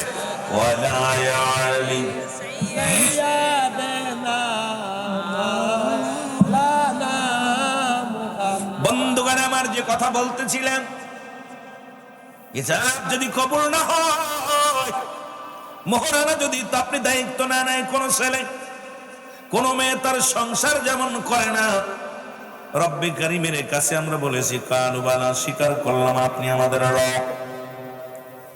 কোন বায় ডানি ডানি বায় যাওয়ার সুযোগ নাই। ডানে গেলে বিপদ, বামে গেলে বিপদ, পিছে গেলে বিপদ, সামনে গেলে বিপদ। কারণ রব্বে কারিম যে হুকুমগুলো আপনাকে আমাকে দিয়েছে, সেই হুকুমগুলো তালিম করার দরকার আছে কিনা। আপনি অবৈধভাবে আসেন নাই, অস্বীকার করে আসেন নাই, স্বীকার করছেন রব্বে কারিম আপনি আমাদের প্রভু, আপনি আমাদের মালিক, আপনি আমাদের রব, আপনি আমাদের সৃষ্টিকর্তা, আপনার সংসার করব। এখন এই সংসার যদি করতে হয়, মিথ্যা বলা যাবে না। ওই রব্বে কারিমের সঙ্গে যদি সম্পর্ক ভালো রাখতে হয়, নামাজ ছাড়া যাবে না। রব্বে কারিমের সঙ্গে যদি মুসলমান সম্পর্ক ভালো রাখতে হয়, জিনা ব্যভিচার করা যাবে না, সুদ ঘুষ খাওয়া যাবে না, পৃথিবীর মধ্যে নামাজ ছাড়া যাবে না, অন্যায় পথে পা বাড়ানো যাবে না। কারণ রব্বে কারিম এগুলো আপনাকে কখনো পছন্দ করে নাই, রব্বে কারিম এগুলো বৈধ করে নাই। রব্বে কারিমের বৈধ পন্থায় যদি রব্বে কারিম যেটা হুকুম দিছে, যেটা নিষেধ করেছে, ও আল্লাহ রাব্বুল আলামিনের হুকুম যদি তালিম করেন, যেটা হুকুম করেছে, আর যেটা নিষেধ করেছে, এটা যদি পরিহার করেন, রব্বে কারিম আপনাকে গোলাম হিসেবে কবুল করে নিবে। জোরে জোরে চিল্লায় বলেন মারহাবা। স্ত্রী যদি স্বামীর সংসার ভালো মতো করে, স্ত্রী প্রতি মহব্বত বেড়ে যায়, ঠিক কিনা? কেমনি উদাহরণ দিবে? এর সাথে উদাহরণ তো এভাবে চলে না, তবু দিতে হচ্ছে একটু বোঝানোর জন্য। স্বামী স্ত্রী মধুর সম্পর্ক, স্ত্রী ভালোবাসে স্বামীকে, স্বামীও ভালোবাসে স্ত্রীকে। ওই সংসারের মধ্যে সুখ এসে যায়। যদিও না খেয়ে থাকে, শান্তি থাকে। দেখা যায় সারাদিন না খেয়ে আছে, বিবি সান্ত্বনা দেয় স্বামীরে, স্বামী সান্ত্বনা পেয়ে দুনিয়ার সব দুঃখ বলে যায়। তদ্রূপ রব্বে কারিম, এই বান্দা যখন রব্বে কারিমের গোলামি করে, রব্বে কারিম মাথায় হাত বোলায়, রহমতের হাত বোলায় দেয়া সান্ত্বনা দেয়, বান্দা এই দুনিয়ার মধ্যে ক্ষণস্থায়ী দুনিয়া, এটার মধ্যে তোদের শান্তি দিব না, শান্তি দিব না। তোদের জন্য আমি রেখে দিলাম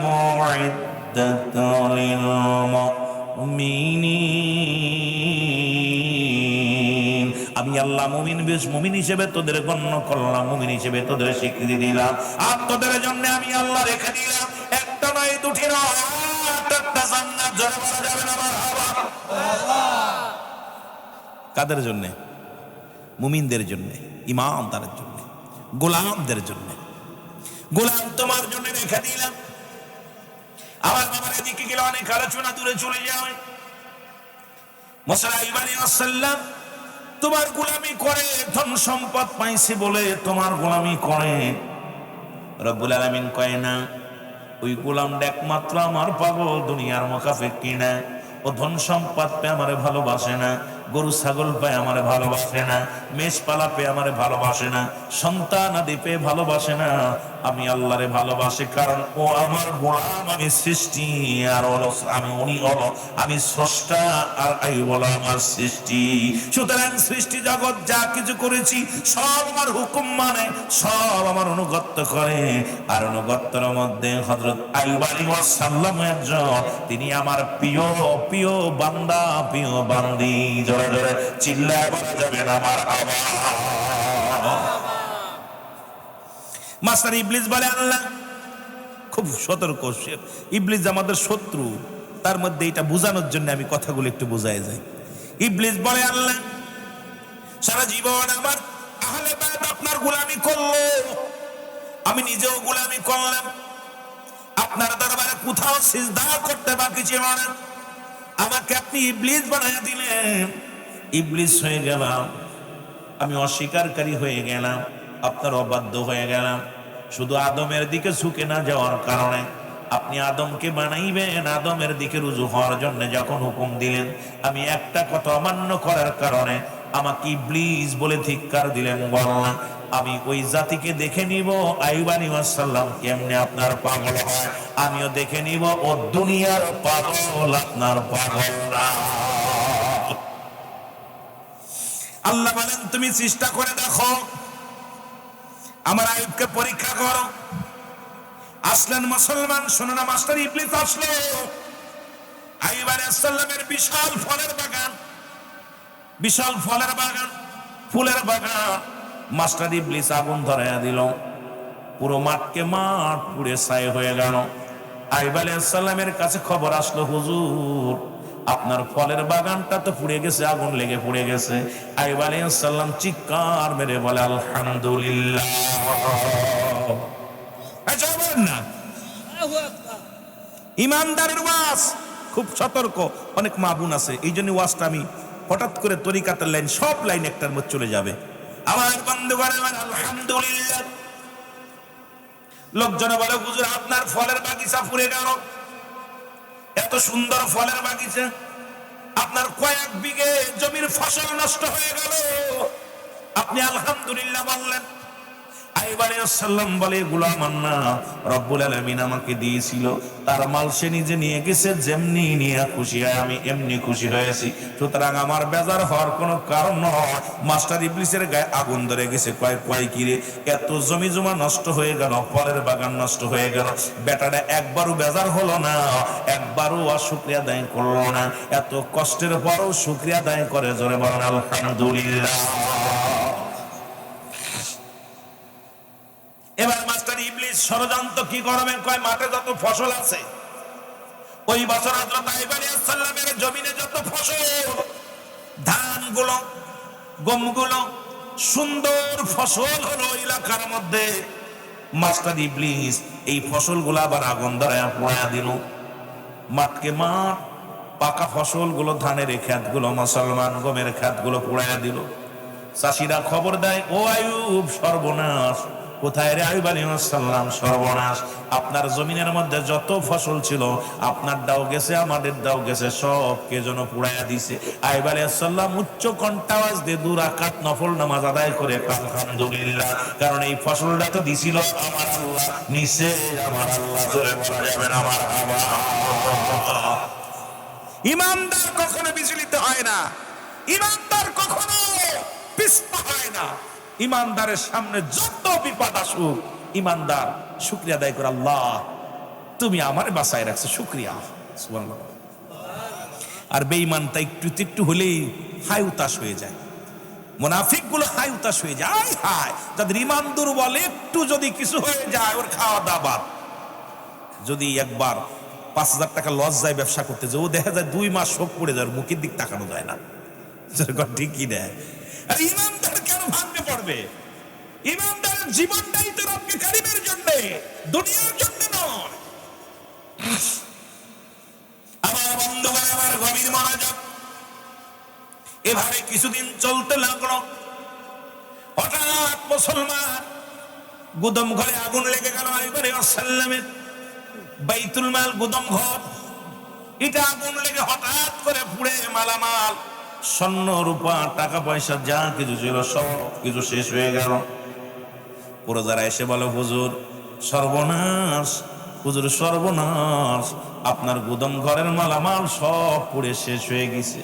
হুজুর আমার আইয়ুব আলাইহিস সালাম একটা মিসকি হেসে দিয়ে বলেন, তোমরা কি খবর নিয়ে আইলা? আলহামদুলিল্লাহ, আমার রব্বুল আলামিন করেছে, কারণ শুকরিয়া আদায় করি, আল্লাহর দরবারে প্রশংসা করে আলহামদুলিল্লাহ, সুবহানাল্লাহ, কারণ এগুলো সবই আমার রব্বি কারীমের। কারণ আল্লাহ বলে, কুল্লু মান আলাইহা ফান, আল্লাহ বলে বান্দা এই জমিনের যা কিছু আছে, আবার এটা বলে আমার গভীর মনোযোগ, সব কিছু আমি চূর্ণ বিচ্ছিন্ন করে দিব। এই দুনিয়ার মধ্যে যা কিছু আছে এই মাটিটা পুড়ে তামা বানিয়ে দিবে আমার আল্লাহ। গভীর মনোযোগ, সিংহের বাবারা খুব খেয়াল করবেন, আমার আব্বার কথা না, কোরআনের কথা। আল্লাহ বলে বান্দারে এই জমিনের মধ্যে যত মাটি আছে সব মাটিগুলো পুড়ে তামা হয়ে যাবে। এই জমিনের মধ্যে যত পানি আছে সব পানিগুলো পুড়ে ছাই হয়ে যাবে। যেদিন কিচ্ছু বলতে কিচ্ছু থাকবে না, সেদিন থাকবো শুধু আমি আল্লাহ। সুতরাং প্রশংসা করবো কার? গুণগান গাবো কার? আরো জোরে বলেন, জিকির করবো কার? ইবাদত করবো কার? মনে থাকবে আমার কথা। আল্লাহ বলে, কুল্লু মান আলাইহা ফান, সব শেষ করে দিবে কে? আরো যারা বলেন না কে? আপনাদের ভিতর কেউ চোর আছে নাকি? আওয়াজ দিতে ভয় পান কেন? পুলিশ তো আসে নাই, ধরার ভয় নেই। আর রিয়াজুল জান্নাহ, বেহেশতের বাগান, বেহেশতের মালিক হলো আল্লাহ।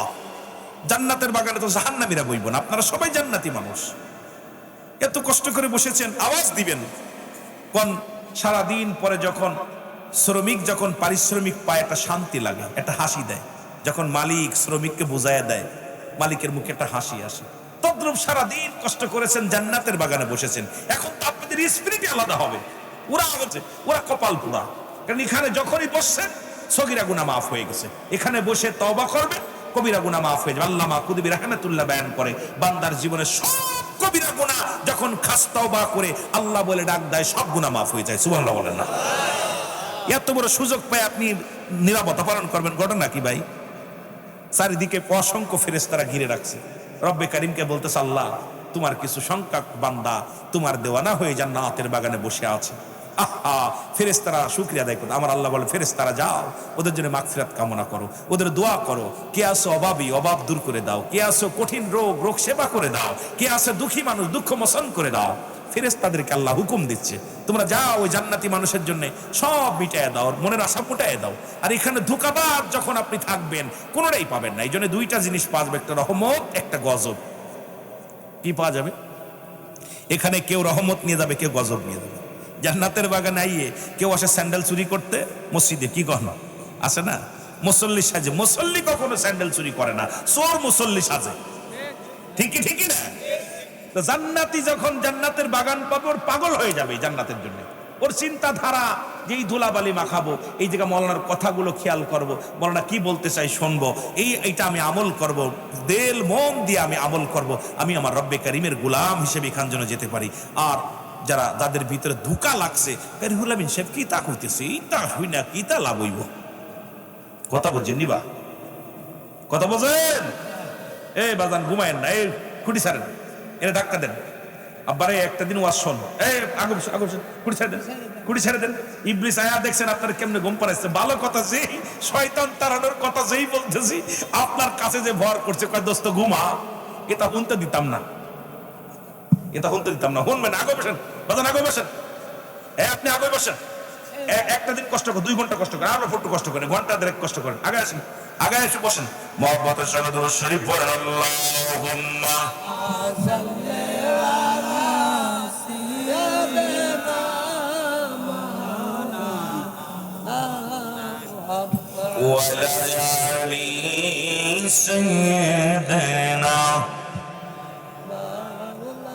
এ দুনিয়ার মুসলমান,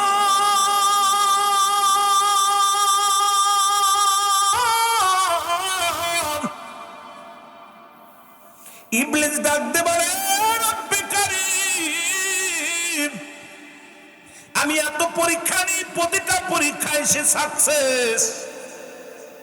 আমার আল্লাহ বলে, মাস্টার ইবলিস রে, আমার গোলাম, আমার গোলামদের ধোঁকা দিবি, এত বড় ক্ষমতা তোর নাই।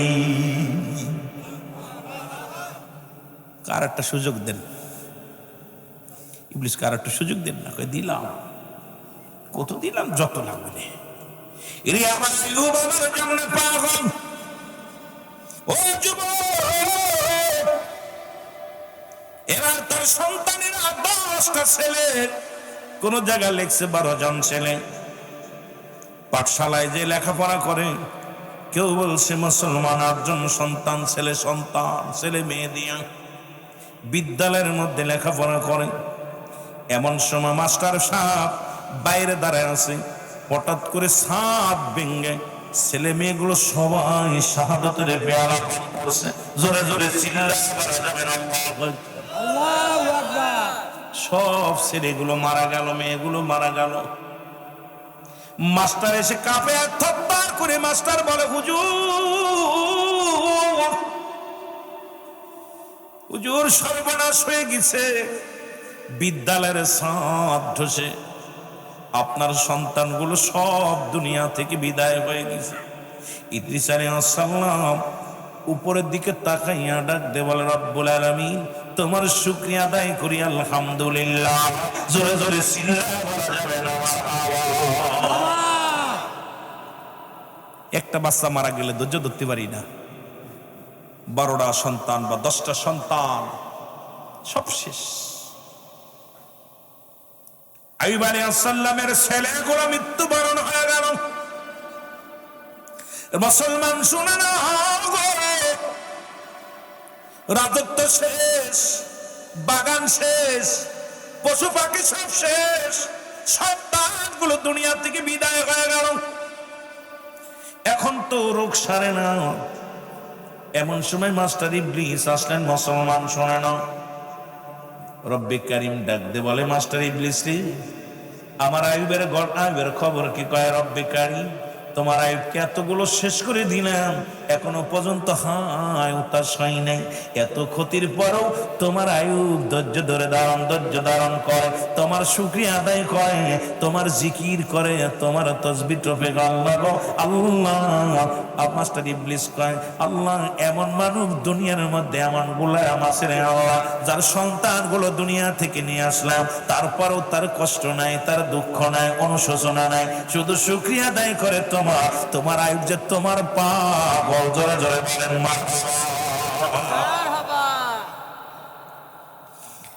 কই পরীক্ষা শেষ হয়েছে? কই না, হয়নি, এখনো দেখি।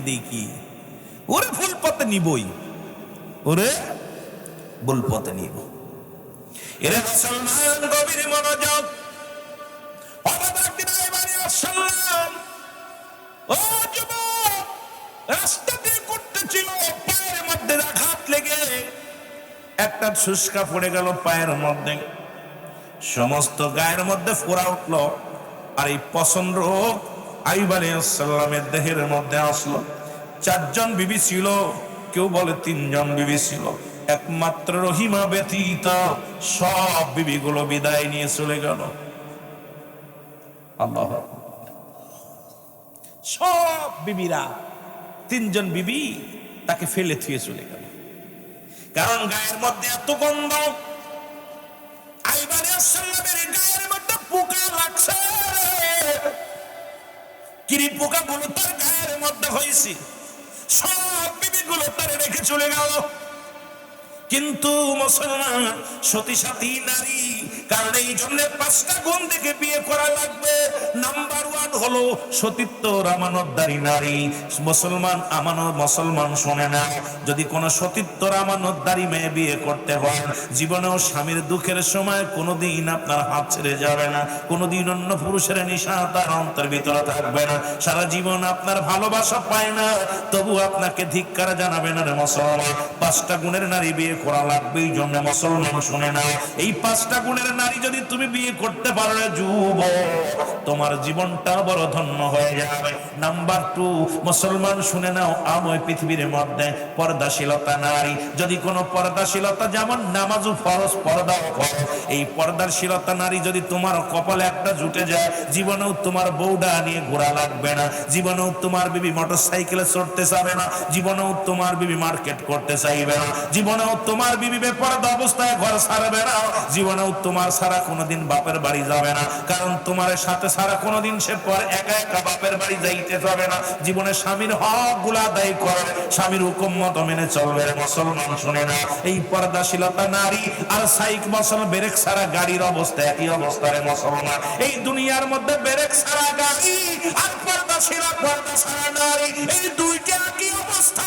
ব্রেক ছাড়া গাড়ি যেমন কন্ট্রোল করা যায় না, পর্দাশীলতা নারী, এই দুনিয়ার মধ্যে পর্দা ছাড়া নারী জীবনে তার দ্বারা সংসার হয় না। এই মেয়েটার থাকে বাইরে নজর, এই মেয়েটার থাকে বাইরের দিকে খেয়াল, এই মেয়েটা থাকে মুসলমান অন্য পুরুষের দিকে আসক্ত, এই মেয়েটা থাকে পুরুষ অন্য পুরুষের দিকে লালসিত হয়ে যায়, এই দুনিয়ার মধ্যে লোভ লালসার মধ্যে পড়ে যায়। এই জন্য মুসলমান 2 নাম্বার হলো পর্দাশীলতা নারী, 3 নাম্বার হলো আমলদারি নারী। জোরে জোরে সিররা করা যাবে না মারহাবা, কষ্ট হচ্ছে নি এর মুসলমান। 3 নাম্বার হলো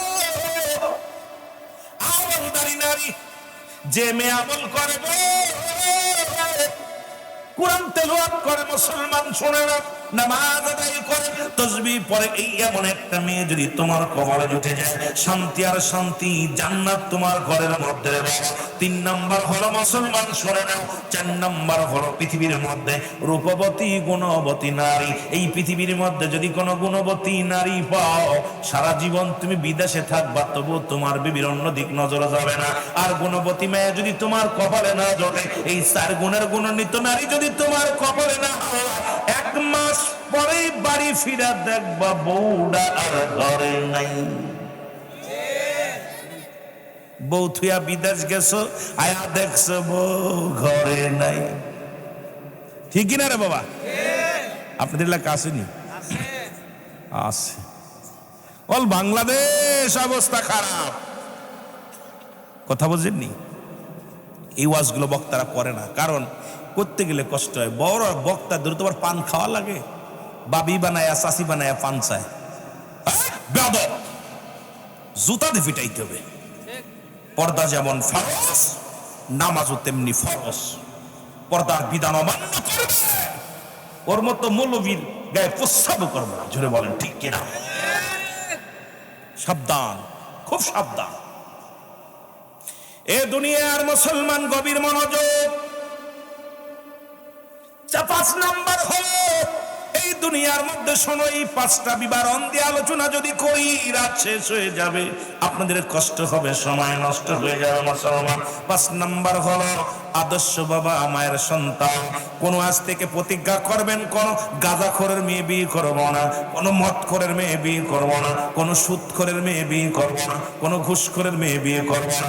আজ থেকে প্রতিজ্ঞা করবি যুব সমাজ, আজ থেকে প্রতিজ্ঞা করবি এই জাতিকে বাঁচানোর জন্য। যুব সমাজ যদি একটু সচেতন হয়, আমার দেশ থেকে গাঁজাবাদ উঠে যাবে, আমার দেশ থেকে, মুসলমান শোনো, আমার দেশ থেকে ঘুষ বন্ধ হয়ে যাবে, আমার দেশ থেকে সুদ বন্ধ হয়ে যাবে। আজ থেকে প্রতিজ্ঞা করবো, কোন নাফরমানের মেয়ে বিয়ে করবো না, কোন বেনামাজের মেয়ে বিয়ে করবো না, ঘুষখোর সুদখোর মেয়ে বিয়ে করবো না। একবার প্রতিজ্ঞা করে দেখো, সমাজ বাঁচানোর জন্য যুব সমাজই যথেষ্ট হয়ে যাবে। বলেন ঠিক কিনা? কি বলবো, সুন্দর চামড়া দেখলে আর মাথায় কাজ করে না। এখনকার জামানা সুন্দরী চামড়ার পাগল সব, খালি সুন্দরী চামড়া। ও চামড়া খালি সুন্দর হলি হয়, ও মুসি হোক আর মেতর হোক, কথা বুঝেন, ও দেখার সময় নাই। এই মাস্টার ইবলিস মার্ক একটা মাল যদি ঘরে জোটে, তো সংসার শেষ। ও জীবনেও তোর বাপ মার খেদমত করবে না, জীবনেও তোর সংসারে শান্তির কি জিনিস সেটা দিতে দিবে না, তুই জীবনে সুখী হতে পারবি না। সারা জীবন কামাইবি, কিন্তু স্ত্রীর ভালোবাসা, স্ত্রীর থেকে স্ত্রীর মন পাবি না, জীবনেও শান্তি হবে না। এই জন্য বিয়ে করার আগে 5টা গুণের গুণনীতি, রাসূলের বাবা মায়ের ছিল এই 5টা গুণ। 5টা গুণ মদখোরের মেয়ে কেমন ভালো হোক, যত সুন্দরী হোক, ওর বাপ মদখোর, ওর বাপ গাঁজাখোর, ওর আব্বা ইয়াবাখোর, ওর ছেলে মেয়ে ভালো হতে পারে না, আত্মহত্যা করা যাবে না। ঘুষখোর, অফিসে বয়া বয়া ঘুষ খায়, সুদখোর, ওর ছেলে মেয়ে ভালো হতে পারে না, কোনদিন সম্ভব না। কারণ বাঘের পেটে বাগদাসা হয়, বিড়াল হবে না, ঠিক কিনা? ঠিক কিনা? কিছু চরিত্র বাঘের পাবেই, কেন বাঘের পেটে বাগদাসা হতে পারে, বিড়াল হবে না, সম্ভব হবে না। এই জন্য আমাদেরকে সচেতন নাগরিক হতে হবে। রুহুল আমিন সিদ্দিকের ওয়াজ একটু ব্যতিক্রম, যদিও তরিকার আলোচনা বেশি করি, তবে রুহুল আমিন সিদ্দিকী করা ওয়াজ করে বেশি। অল বাংলাদেশে পর্দা পুশিদা, ইমান, আকিদার, নামাজ, শরিয়াতের আলোচনা রুহুল আমিন সিদ্দিকীর জবান এভাবেই চলে। কে কষ্ট পেল আর কে দাওয়াত দিল কিচ্ছু যায় আসে না, কারণ আমার জীবন এভাবেই চলবে। কারণ ওই দরবার শরীফের ডায়াসেও রুহুল আমিন সিদ্দিকী বীরের বিরুদ্ধে, গাজার বিরুদ্ধে, নারীর বিরুদ্ধে রুহুল আমিন সিদ্দিকের হুক্কার এভাবেই চলে। কারণ আমি গুনাহগার, আমি রুহুল আমিনের পরিচয় জান্নাত পাবো না। আমার আমল যদি, ইমান আমল যদি না ঠিক থাকে, রব্বে কারিম আমাকে চিনবে না, রাসূলুল্লাহর উম্মত বলে স্বীকৃতি পাবো না, আপন পীরের মুরিদ বলে স্বীকৃতি পাবো না। কোন পীর আমার জান্নাতের সার্টিফিকেট না, পীরের বাপের ক্ষমতা নেই আমাকে জান্নাতে দেওয়া। জান্নাতে দিবে আমি যদি পীরের খাসলাত যদি না থাকে আমার ভিতরে, কোন পীর আমার জন্য সুপারিশ করবে না। জয় বলেন ঠিক কিনা? নামাজ পড়ি না, রোজা রাখি না, বেনামাজির সঙ্গে পীরের কোনো সম্পর্ক থাকবে না। ঘুষখোর, সুদখোরের সঙ্গে কোনো পীর সাহেবের কোনো সম্পর্ক থাকবে না। সুতরাং আপনি পীরের কাছে গেছেন, বায়াত হইছেন, এখনো চরিত্র পরিবর্তন হয় নাই, তাহলে আপনি কেমনে জান্নাত পেতে পারেন? সম্ভব? কষ্ট পাচ্ছেন নাকি? আবার কষ্ট পাচ্ছেন? আপনার পীর যদি, আপনার পীর কি বলছে বাবা নামাজ ছেড়ে দাও? ঘুষ সুদ পীরের কাছে গেলেই বলছে বাবা সমস্ত ইবাদত বন্দেগী কবুল হওয়ার পূর্ব শর্ত হলো হালাল খাদ্য। আপনি আয়া সুদ খাবেন আর ঘুষ খাবেন, কয় পীর ধরেছি। পীরে জুতা দে ফিটাইবো ধরে ধরে। জোরে বলো ঠিক কিনা? পীরে কারোর মুখাফেক কি না, আল্লাহর মুখাফেক কি? আপনি দিছেন মোনাইম সম্পদ দিলে পীর খুশি হবে, টাকা দিলে খুশি হবে, গরু দিলে খুশি হবে না। পীরের চরিত্র যখন আপনার ভিতরে আসবে, পীর আপনাকে মহব্বত করবে। জোরে বলেন ঠিক কিনা? সন্তান টাকা দিলে খুশি, বাবা খুশি হয় না, বাবা মা। আপনি লক্ষ টাকা দিয়ে বাবার খুশি করতে পারবেন না। যাই আব্বার কদম মুসিক করেন, আব্বা নমনীয় মাথা নষ্ট করে, বাবা আমি অমুক গা যাইতেছি, মা গো আমি অমুক যাইতেছি। ওই সারা জীবন আপনার বাবা মা আপনার প্রশংসা করে, আরে আমার কলিজার টুকরা সন্তান আমার অনুমতি ছাড়া বাজারে যায় না, আমার অনুমতি ছাড়া মার্কেটে যায় না, আমার অনুমতি ছাড়া কোথাও যায় না। আপনি লক্ষ টাকা দিয়ে খুশি করতে, যদি পিতা মাতার বাধ্য সন্তান হওয়া লাগবে আর পীরের বাধ্য মুরিদ হওয়া লাগবে। আপনি মুরিদ হয়েছেন, মরতে পারেন নাই, আপনার ভিতরে তাকাব্বুরি, অহংকার, অহমিকা, গৌরব রয়েছে। এইরাম মুরিদ হয়েও লাভ নাই, এইরাম উম্মাত হয়েও লাভ নাই। রাসূলও চিনবে না, আল্লাহও চিনবে না। জোরে বলেন ঠিক কিনা? জোরে বলেন ঠিক কিনা? আবার অনেকে মনে করতে পারেন হয়তো আপনাদের চিনতে পারেন, তাহলে তো ভিন্ন ব্যাপার। যদি ভিন্ন ব্যাপার, আবার বন্ধুগণ আমার 5টা গুণাগুণ বলছি, এটার বিবরণ দিতে গেলে সময় লাগবে, আস্তে আস্তে যায়। এই 5টা গুণের নারী বিয়ে করতে হবে। যারা আমরা করে ফেলেছি বিয়ে, তারা তো এখন করেই ফেলেছি, আবার মনে করেন আমরা বদলাবো। আরেক বিভাগ দেখেন, ওইটারে মানুষ করে নেন। যিনারে করছেন ওইটারে মাথায় হাত বুলাই দিয়ে, বিবিরে আমার সম্মানের দিক তাকাও, আমার মার খেদমত করো, 5 ওয়াক্ত সালাত আদায় করো। ও বিবি তুমি আমার ঘরের লক্ষ্মী। স্ত্রী হলো ঘরের লক্ষ্মী, অর্ধঙ্গিনী। আপনার গায়ের পোশাক, এই পোশাক যদি অপবিত্র পরিষ্কার হয়, ধুতে হয়, তদ্রূপ কোন বিবি যদি কন্ট্রোলের বাইরে থাকে, তাদেরকে বুঝাইতে হবে, গুছাইতে হবে। তারপরে যদি সে নিয়ন্ত্রণের বাইরে চলে যায়, তখন 1 তালাক। প্রথম বিছনা আলাদা করতে হবে, আগে বিছনা আলাদা করতে হবে নিয়ন্ত্রণের বাইরে চলে গেলে। এরপরে তখন যদি দেখলেন যে এটাও সুবিধে না, তারপরে কিছু সিম্পল 2-4টা বাড়ি মারতে হবে। কথা বুঝেননি? 2-4টা সিটে বাড়ি, এটাও যদি কন্ট্রোল না হয় 1 তালাক। এরপরে যদি না ফিরলো 2 তালাক, যদি না ফেরে 3 তালাক। এইবার কন্ট্রোলের বাইরে তখন 22 তালাক। অনেক মাসালা আছে। তা আমার জামানায় বর্তমান যে মেয়েদের যে অবস্থা, আমার মন বলে আমরা যে কত কষ্টের মধ্যে আছি। বর্তমান পুরুষ নির্যাতিত দেশ। জোরে বলেন ঠিক কিনা? মনে হয় আপনারা বউগুলো ভালো, আওয়াজ জোর হয়নি। আপনারা কি নারী নির্যাতিত দেশে আছেন না পুরুষ নির্যাতিত দেশে আছেন? বলেন না। যদি কোনো মৌলবী কয় যে আমি বোধ দ্বারা সুখী আছি, আমি কই ওইটাই সুখী, সবচেয়ে বড় সুখী। কেউ সুখী নাই, কারণ সবাই অশান্তি। ওর মন রক্ষা পৃথিবীর মধ্যে 90% মেয়েরা জাহান্নামে যাবে। এই কারণে সে দেখবেন সে হুজুর হইলেও 30 বছর সংসার করার পর বলে তোমার সংসার আমি বিলে করলাম। এই খুঁটারা সবাই দেয়। জোরে বলেন ঠিক কিনা? কয় আমি বিলে তোমার সংসার করলাম, এই খোটাটা কিন্তু হুজুরের বউ দেয়, মৌলবীর বউ দেয়, হাজির বউ দেয়। হাজি সাহেবের বউ কয় তোমার সংসার কোন মানুষ হলে করতে পারতো, আমি বিলেই করতেছি। কথা কয় না রে?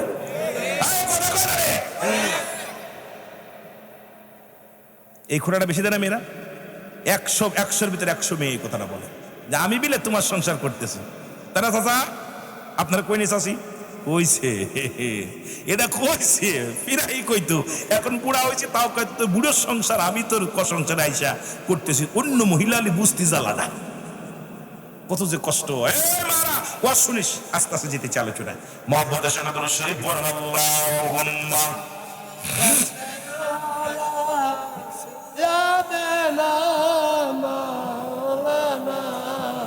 আরো জোরে বলুন আলা আলি সাইয়্যিদিনা